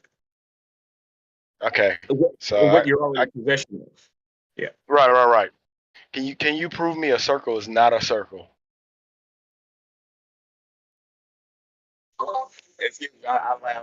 Man, I'm not here for that. Let me see. I gotta, I gotta think about Yeah. it. Can I prove that a Yeah. circle? Nah, man. A circle's a circle, man. I don't know Okay. how to prove a circle. Although That- That's a proof. I want to add that a circle is an abstract shape, and that we get a consensus on that. An abstract has its own definition, and we can leave shape, No, a existing by itself, circle and isn't then deal with abstract. A abstract. circle is a circle. Maybe it's not abstract, but maybe and maybe the word you're looking for is ideal. Like like there is no I mean always within the context of the philosophy, right? So maybe a circle is maybe the ideal circle does not exist, but in nature you see manifestations of this ideal circle. Is perhaps what you're trying to say? No, exactly, and perfect word. Now, this is an operation and a demonstration. So he said ideal, and that's a perfect word. I couldn't have came up with a better one. Now, I have a question. Has anyone ever read anything about Socrates or any of the works of Plato? And you can answer at any time if you've ever read Plato. But Plato talks about an ido, eido, which deals with a view, and that's the phonetic predecessor to the word ideal. It's ido, eido, and it means a view. So Socrates, what he was doing when he was asking questions and talking, is he was trying to give a view The to his Elenchus. audience. Say again. The Elenchus. Oh, is that one of the names? That's what Socrates did when he was asking questions and shit. What The was the word again? Elenchus. The The Elenchus. No, the the Elenchus. I've never heard that before. The Elenchus. That's the process of asking questions. Bev, you mean Dialectic. is via diálogos? Maybe you mean diálogos. Or did I get that wrong? Elenchus. Is that via logos? I think dialogos. Dialogue. Yeah, Dialogue. there we go. Diameter. And then logos, Bev already knows what that means. So dialogos. And so that's how it comes back to the circle. And then when you deal with according to this, now we're dealing with a shape with dialogos. A circle. Bam. Yeah. All the way across, though, from arc to arc through the center of the circle. And then with our mind, we take a 2-dimensional shape and then make that 2-dimensional shape 3-dimensional. You can't And make a now 2-dimensional shape. You cannot have a 2-dimensional shape and be like, okay, now it's a 3-dimensional shape. That's two different things. True. And in our minds, however, we can do that. And then we can turn it, right? And then that which was flat becomes the equator of a globe, potentially, if we can imagine a little bit further. Dude, like, It sounds like a globe. before you start rambling off like you do into word salad, try and keep focused, because you are rambling. You're going off again. I got you, man. I'm like a cupboard full of jewels and gems and precious metals, and the cupboard doors just are. What would you call that? What would you read that as? That I've just posted in the live chat. I'm on my my telly, so I would have to hop out here. You're talking about elenchos. That's to check yourself or check others. It's the questioning process that Socrates did, where he asked questions. It's a cross-examination. Elenchus. Okay, Elenchus. I just knew it as Socratic method ignorantly. Yeah, refute. It's to refute. Okay, I like it. And that's, the Bible promotes debate. A lot of people don't do it. I know. I don't want to bring it about religion because I think Socrates came before the Bible. Yeah, well, yeah. I'll give it that. Okay. Yeah, Plato's Republic, 381 BC, 382. Yeah. Yeah, excuse me, Plato's Republic, specifically. It was during Peloponnesian War. It's like around 400. He died. It's before the 300s. 399. He died. He was accused and capital punishment.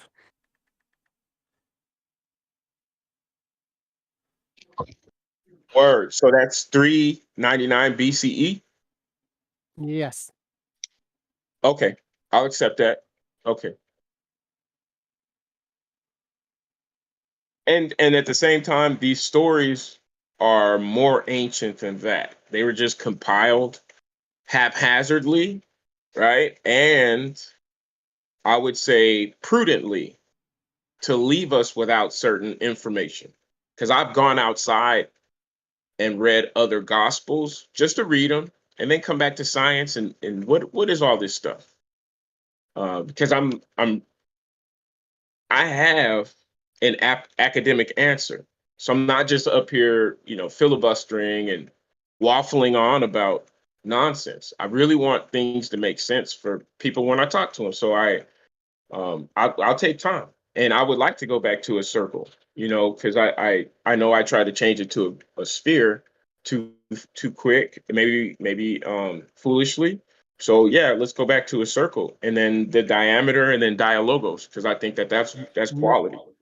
I don't get it. Sorry.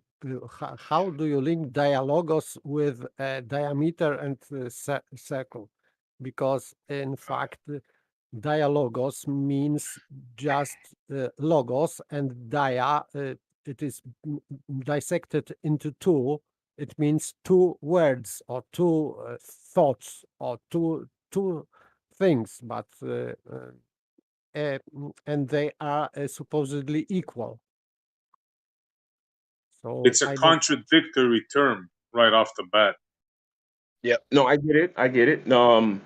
But one I learned over time and through reading to divide things, even words. So don't those two words have the same root word or prefix? I don't know if it's prefix. I can be corrected here. When you deal with diameter or dialogos, is it the Yes, same root word or prefix? Is dia more of a prefix or?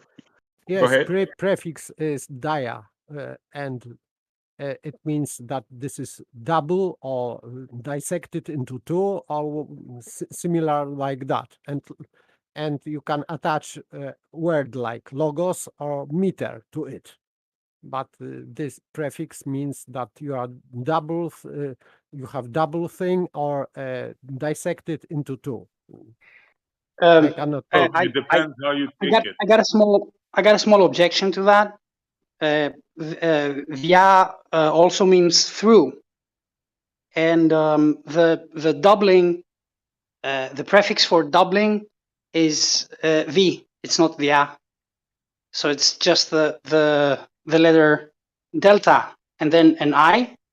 That's the prefix for doubling, and then the delta, and then the I, and then the alpha.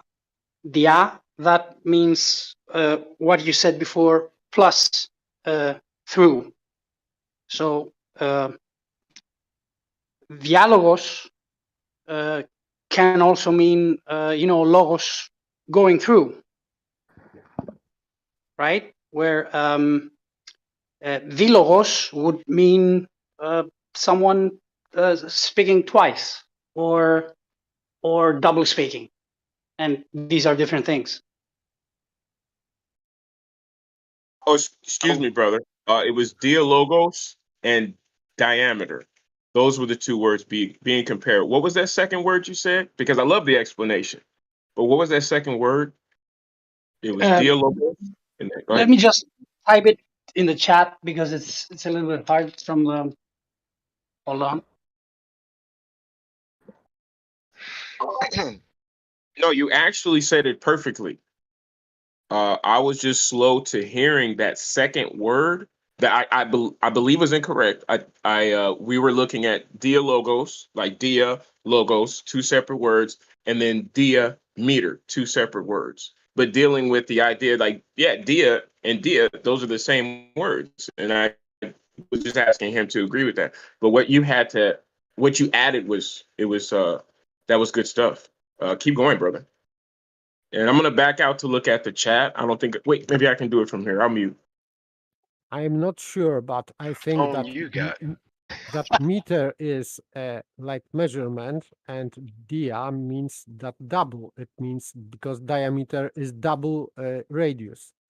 So for me, I'm not sure of what I am saying, but that's my guess here, that diameter means double, just double radius, because it That's would how be. I took it, to be honest with you. But he sounds like he knows his Greek, so. I was just thinking about the 2D and the 3D, a circle and a sphere. I was trying to figure out how he was trying to mesh them together. That's all I was trying to figure out. Word, and that's dope. And SC Real, I'm up on my Greek too, brother. Meter is another word for mother, and I'm not saying it in Greek. I'm just saying it in English and plain.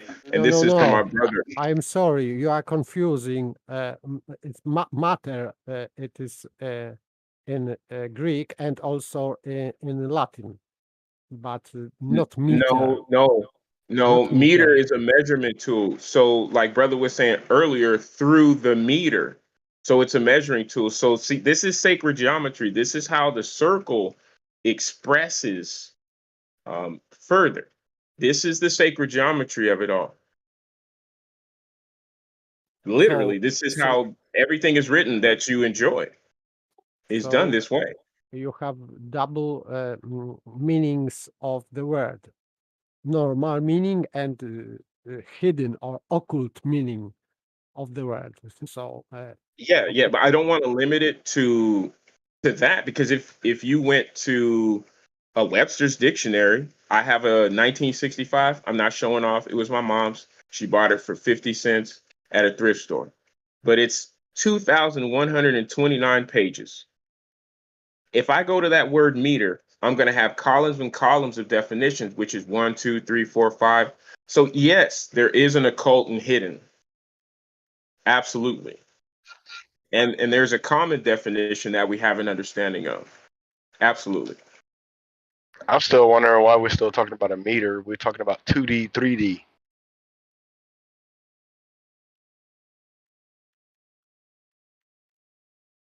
No, I get you. But I still wanted to go into logos, and I wanted to submit this to Beth for his approval. I don't want to be coming over here like I'm dominating anything. I'm looking for conversation. So I found that the word logos is the word for word in the scriptures. Have you found that too? The word logos is the word for word in the New Testament. It's quite opposite. In the New Testament was written in Greek, for example, not only, but of course, you are talking about, I think, Saint John, because he, in the beginning,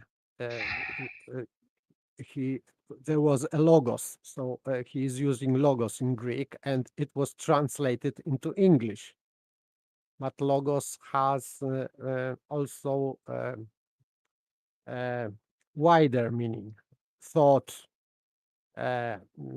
or word with meaning, or even can be translated into sentence, because, for example,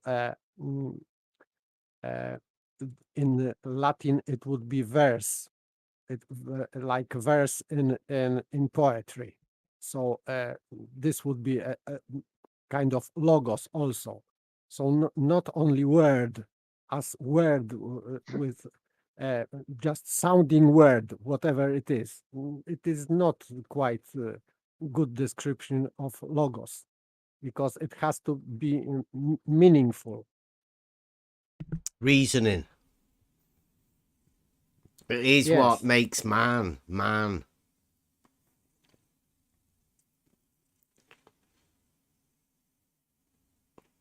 But again, it's one of those things totally that's for everybody, right?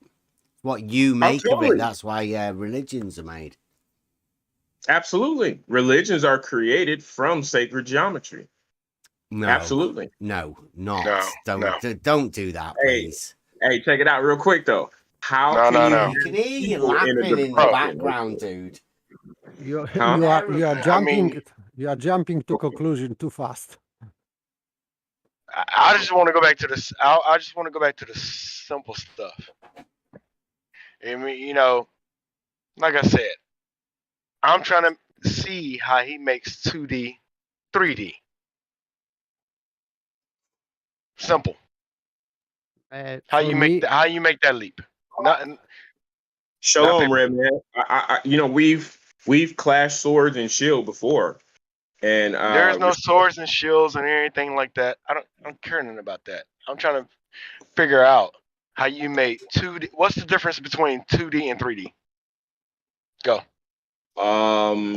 Height, and width, as opposed to a linear presentation.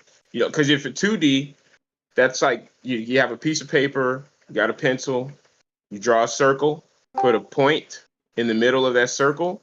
That's a 2D shape. Then, if you were to, next to that, draw a line, doesn't matter how long it is, and then draw an arc from the end of that line to the other side of that line, and then another arc, which is the doubling. Now you have a circle, another circle. In your mind, you can also have a sphere. And I sketch.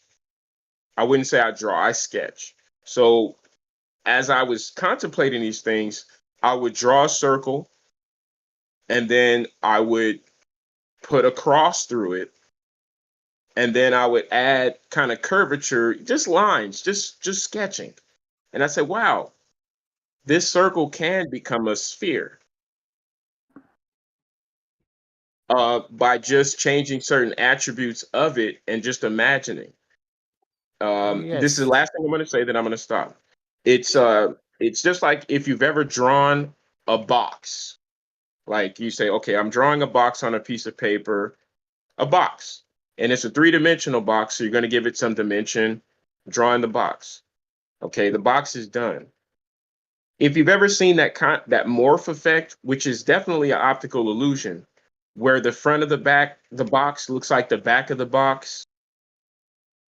If you've ever drawn this, and this is for people who've ever done this, this is maybe something you could do. You know, draw the circles, draw a box on a piece of paper, and then the optical illusion, you'll be seeing the front of the box, and then you'll be seeing the back of the box, and then the front of the box. It's just an optical thing. Yeah. But I mean, even with you drawing it, that's not 3D. That's still 2D. Because you drew it on the paper.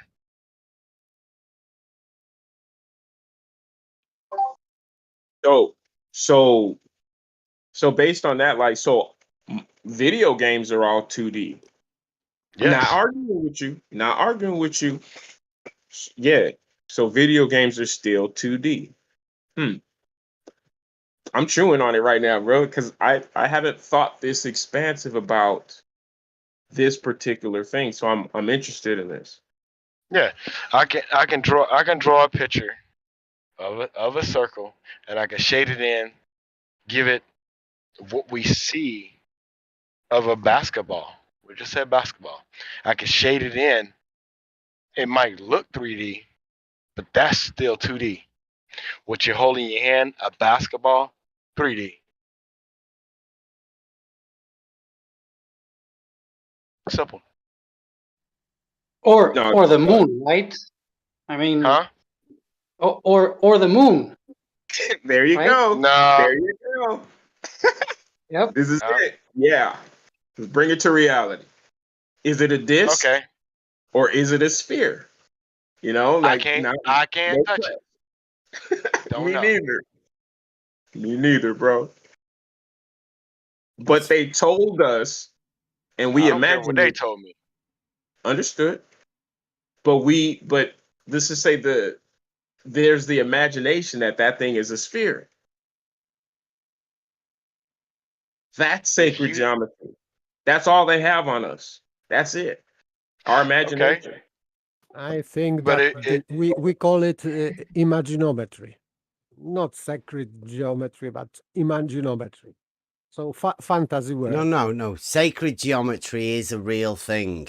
What you're dealing with here is somebody who's terribly confused and is going to confuse everybody whilst laughing in your face about it. Or conflate. If you can't hear him doing it.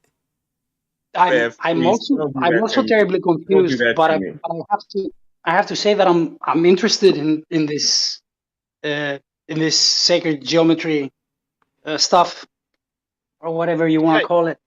So what could you apply that sacred geometry to? How about that? And apply it. Put it in the chat. Let me see what you got. Sacred geometry. Let's go. Sacred geometry. What could you apply it to?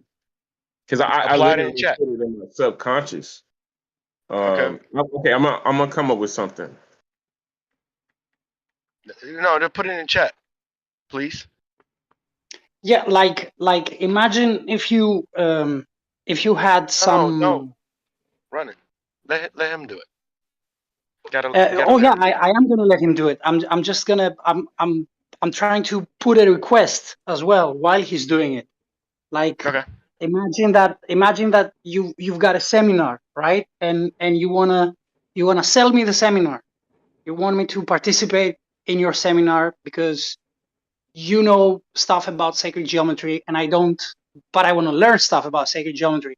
So you gotta, like, if you wanted to pitch it to me, right? In 5-10 minutes, I mean, what would you put in the chat? Just Google it, mate, like everybody else does. Yeah, I've got one here for you. Yeah, look, here you go in the chat. I just Googled it straight away. Not wanting to take wiki, because you can Google it and look at the wiki if you want. But I mean, this is what is Sacred Geometry, the ultimate beginner's guide for the people if you wanted to. Go and have a look at it. Have you ever heard of mandalas? You know, like how they construct churches and stuff within Fibonacci in order to get the sound and all of that correct. Then that's sacred geometry. That's how you do it. Isn't that just geometry and architecture, though? Yeah. What's sacred about it? So that's fact it's the sacred part. They call it sacred geometry. Just Google Fibonacci. It becomes from the essence of geometry. It doesn't come from anything particular. It doesn't come from a mathematician. Comes from nature. Mm-hmm. That's where it comes from. That's where the sacred part comes from. Look at a shell. Just is. Look at a flower. Look at a beehive. All that stuff. I still don't understand why it is sacred, because yeah, exactly. Thank you. That's the reason, because it's made by the creator, right? Well, no, somebody's called it sacred, right? Somebody's put a name sacred to it. I'm not taking that name on, but I mean, you want to know what it is, that's what you Google. I would say that this would be misnomer also, because I would say that God is creator of nature, and I would name it natural geometry or something like that. Yeah, of course, yeah. I call it Euclidean geometry, because it's just but this one's based upon the circle, really, isn't it? That's what this is based upon, purely around the circle. I call it Mother Nature. Mother Nature's building blocks. That's what I call it. Blocks. That's a good word. What shape are those blocks? Oh, all kinds. You haven't heard of Fibonacci sequence? Come on. Oh, of course. A learned man like you with a wordsmith like you? Yeah, the spiral, right? Yeah. Yeah, Fibonacci. Oh, I put something in the chat. Hopefully it showed up there. That was an answer to Redman Bros. Hey, you went in my soul, man. That's where I first decided to start questioning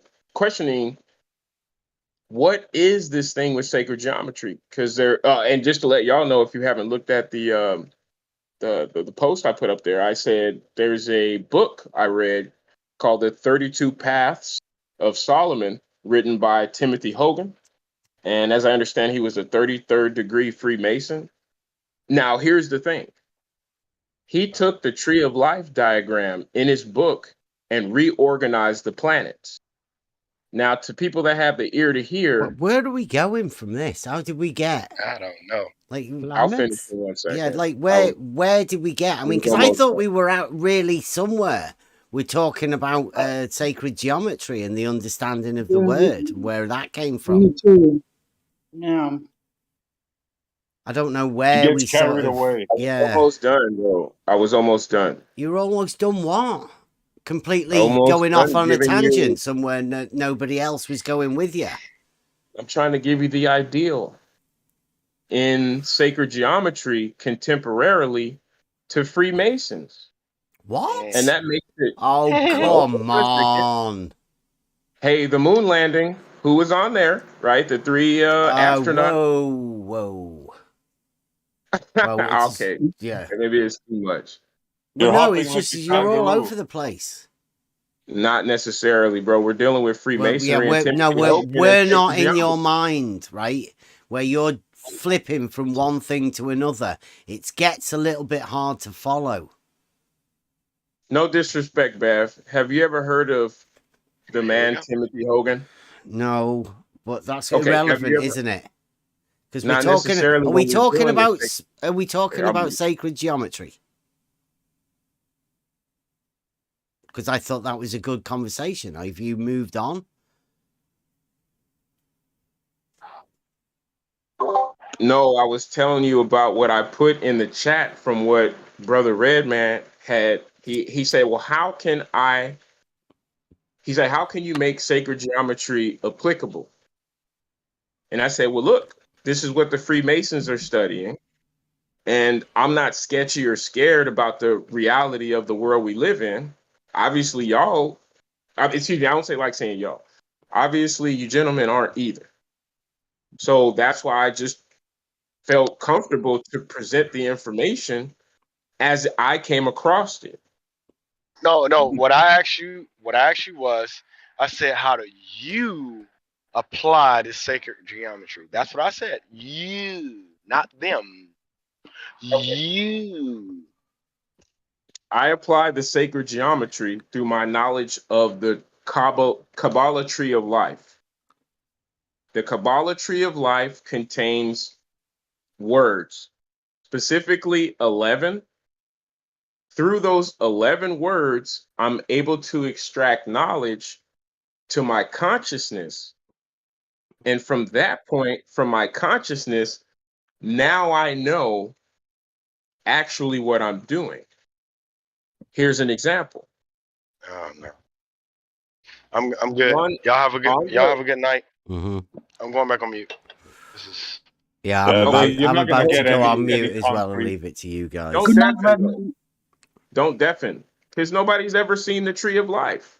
That's what I'm saying. Like I'm talking to the ether, man. Like nobody's ever seen the tree of life, the Kabbalistic tree of life. Dude, no disrespect, but you're like a Tasmanian devil. You just said about 20 different things in 1 minute. I wouldn't even call it that. Okay, it's like that one game when you go on Nintendo and all the enemies are coming at you, and it's not even the enemies. It's just a computer screen. You just try to spin it around in a circle. I hope you hit something and you still get killed. Gatling gun. Yeah. I like a sniper. Sniper is the best gunman ever. Take your time. You take your time. Breathe in. And you take that one shot. I don't think he can do that. I don't think he can do that. No, I've actually coined it. I call it in the moment meditation. Because people say, oh, meditate for 5 minutes, 15 minutes, 20 minutes, 45 minutes. What is a meditation? You focus on the breath. All right, I am off to bed. I will keep my breath. There's the moment. Good night. Good night. Yeah. See you later. Have a good night, Paper. Dobrea utra. I hope this is not still live. Yeah. I'm about to end it because I'm pretty sure nobody wants to hear this. I particularly don't want to. Wait. The one guy who's a linguist. I'm gonna end it now. Really thanks a lot, everybody, for listening. Free for All Friday. We will be active all weekend. I think I'll put a few of the videos out that we did last weekend. Some of the stuff that didn't work earlier.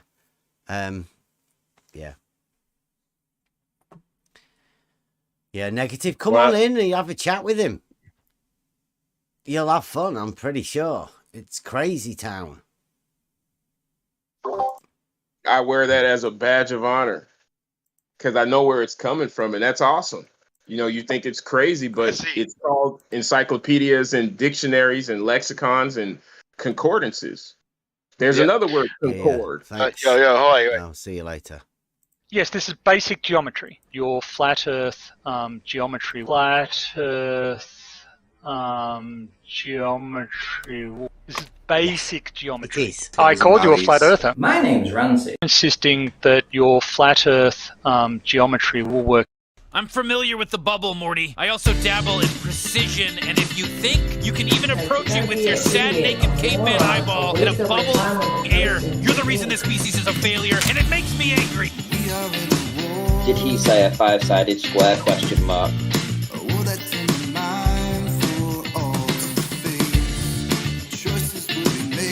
You're a universal horizontal waterer. You're drunk. I called you a flat earther. You want to experience true level? Do you? Yes. You want to experience true level? That auto level is establishing a horizontal. That's just the way it is. Because I've done the test with an auto level, which gives you a horizontal. Yeah, it's gonna look super flat. All right, come on.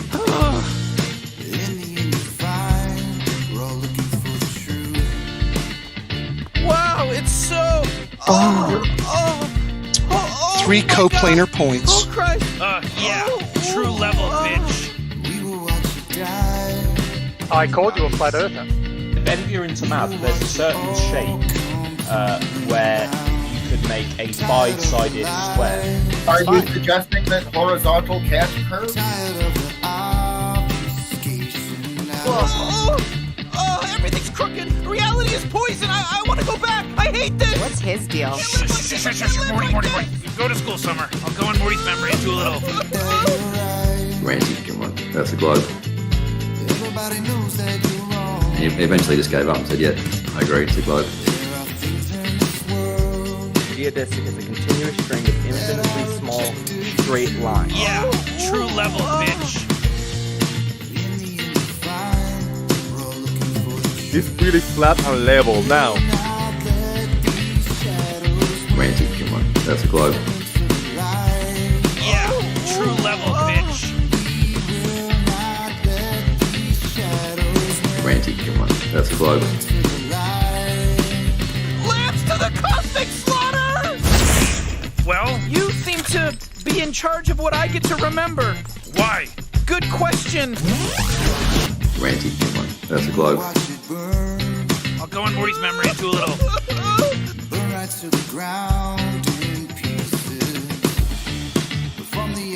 Wow, it's so. Oh my God! Oh Christ!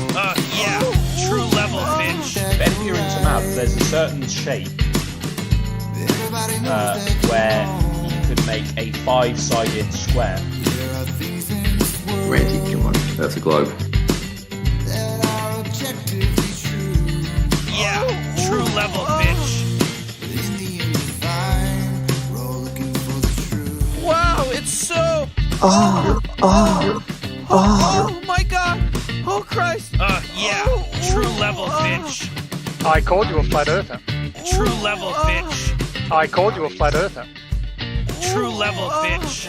I called you a flat earther. Yeah, true level, bitch. Person to think. When you get to the end of this test and you have a result and you say level is horizontal and everyone says big whoop, that doesn't prove anything about the shape of the earth, will you then say yes it does? No. No. Okay, I'm going to bed. Right. Okay, so you.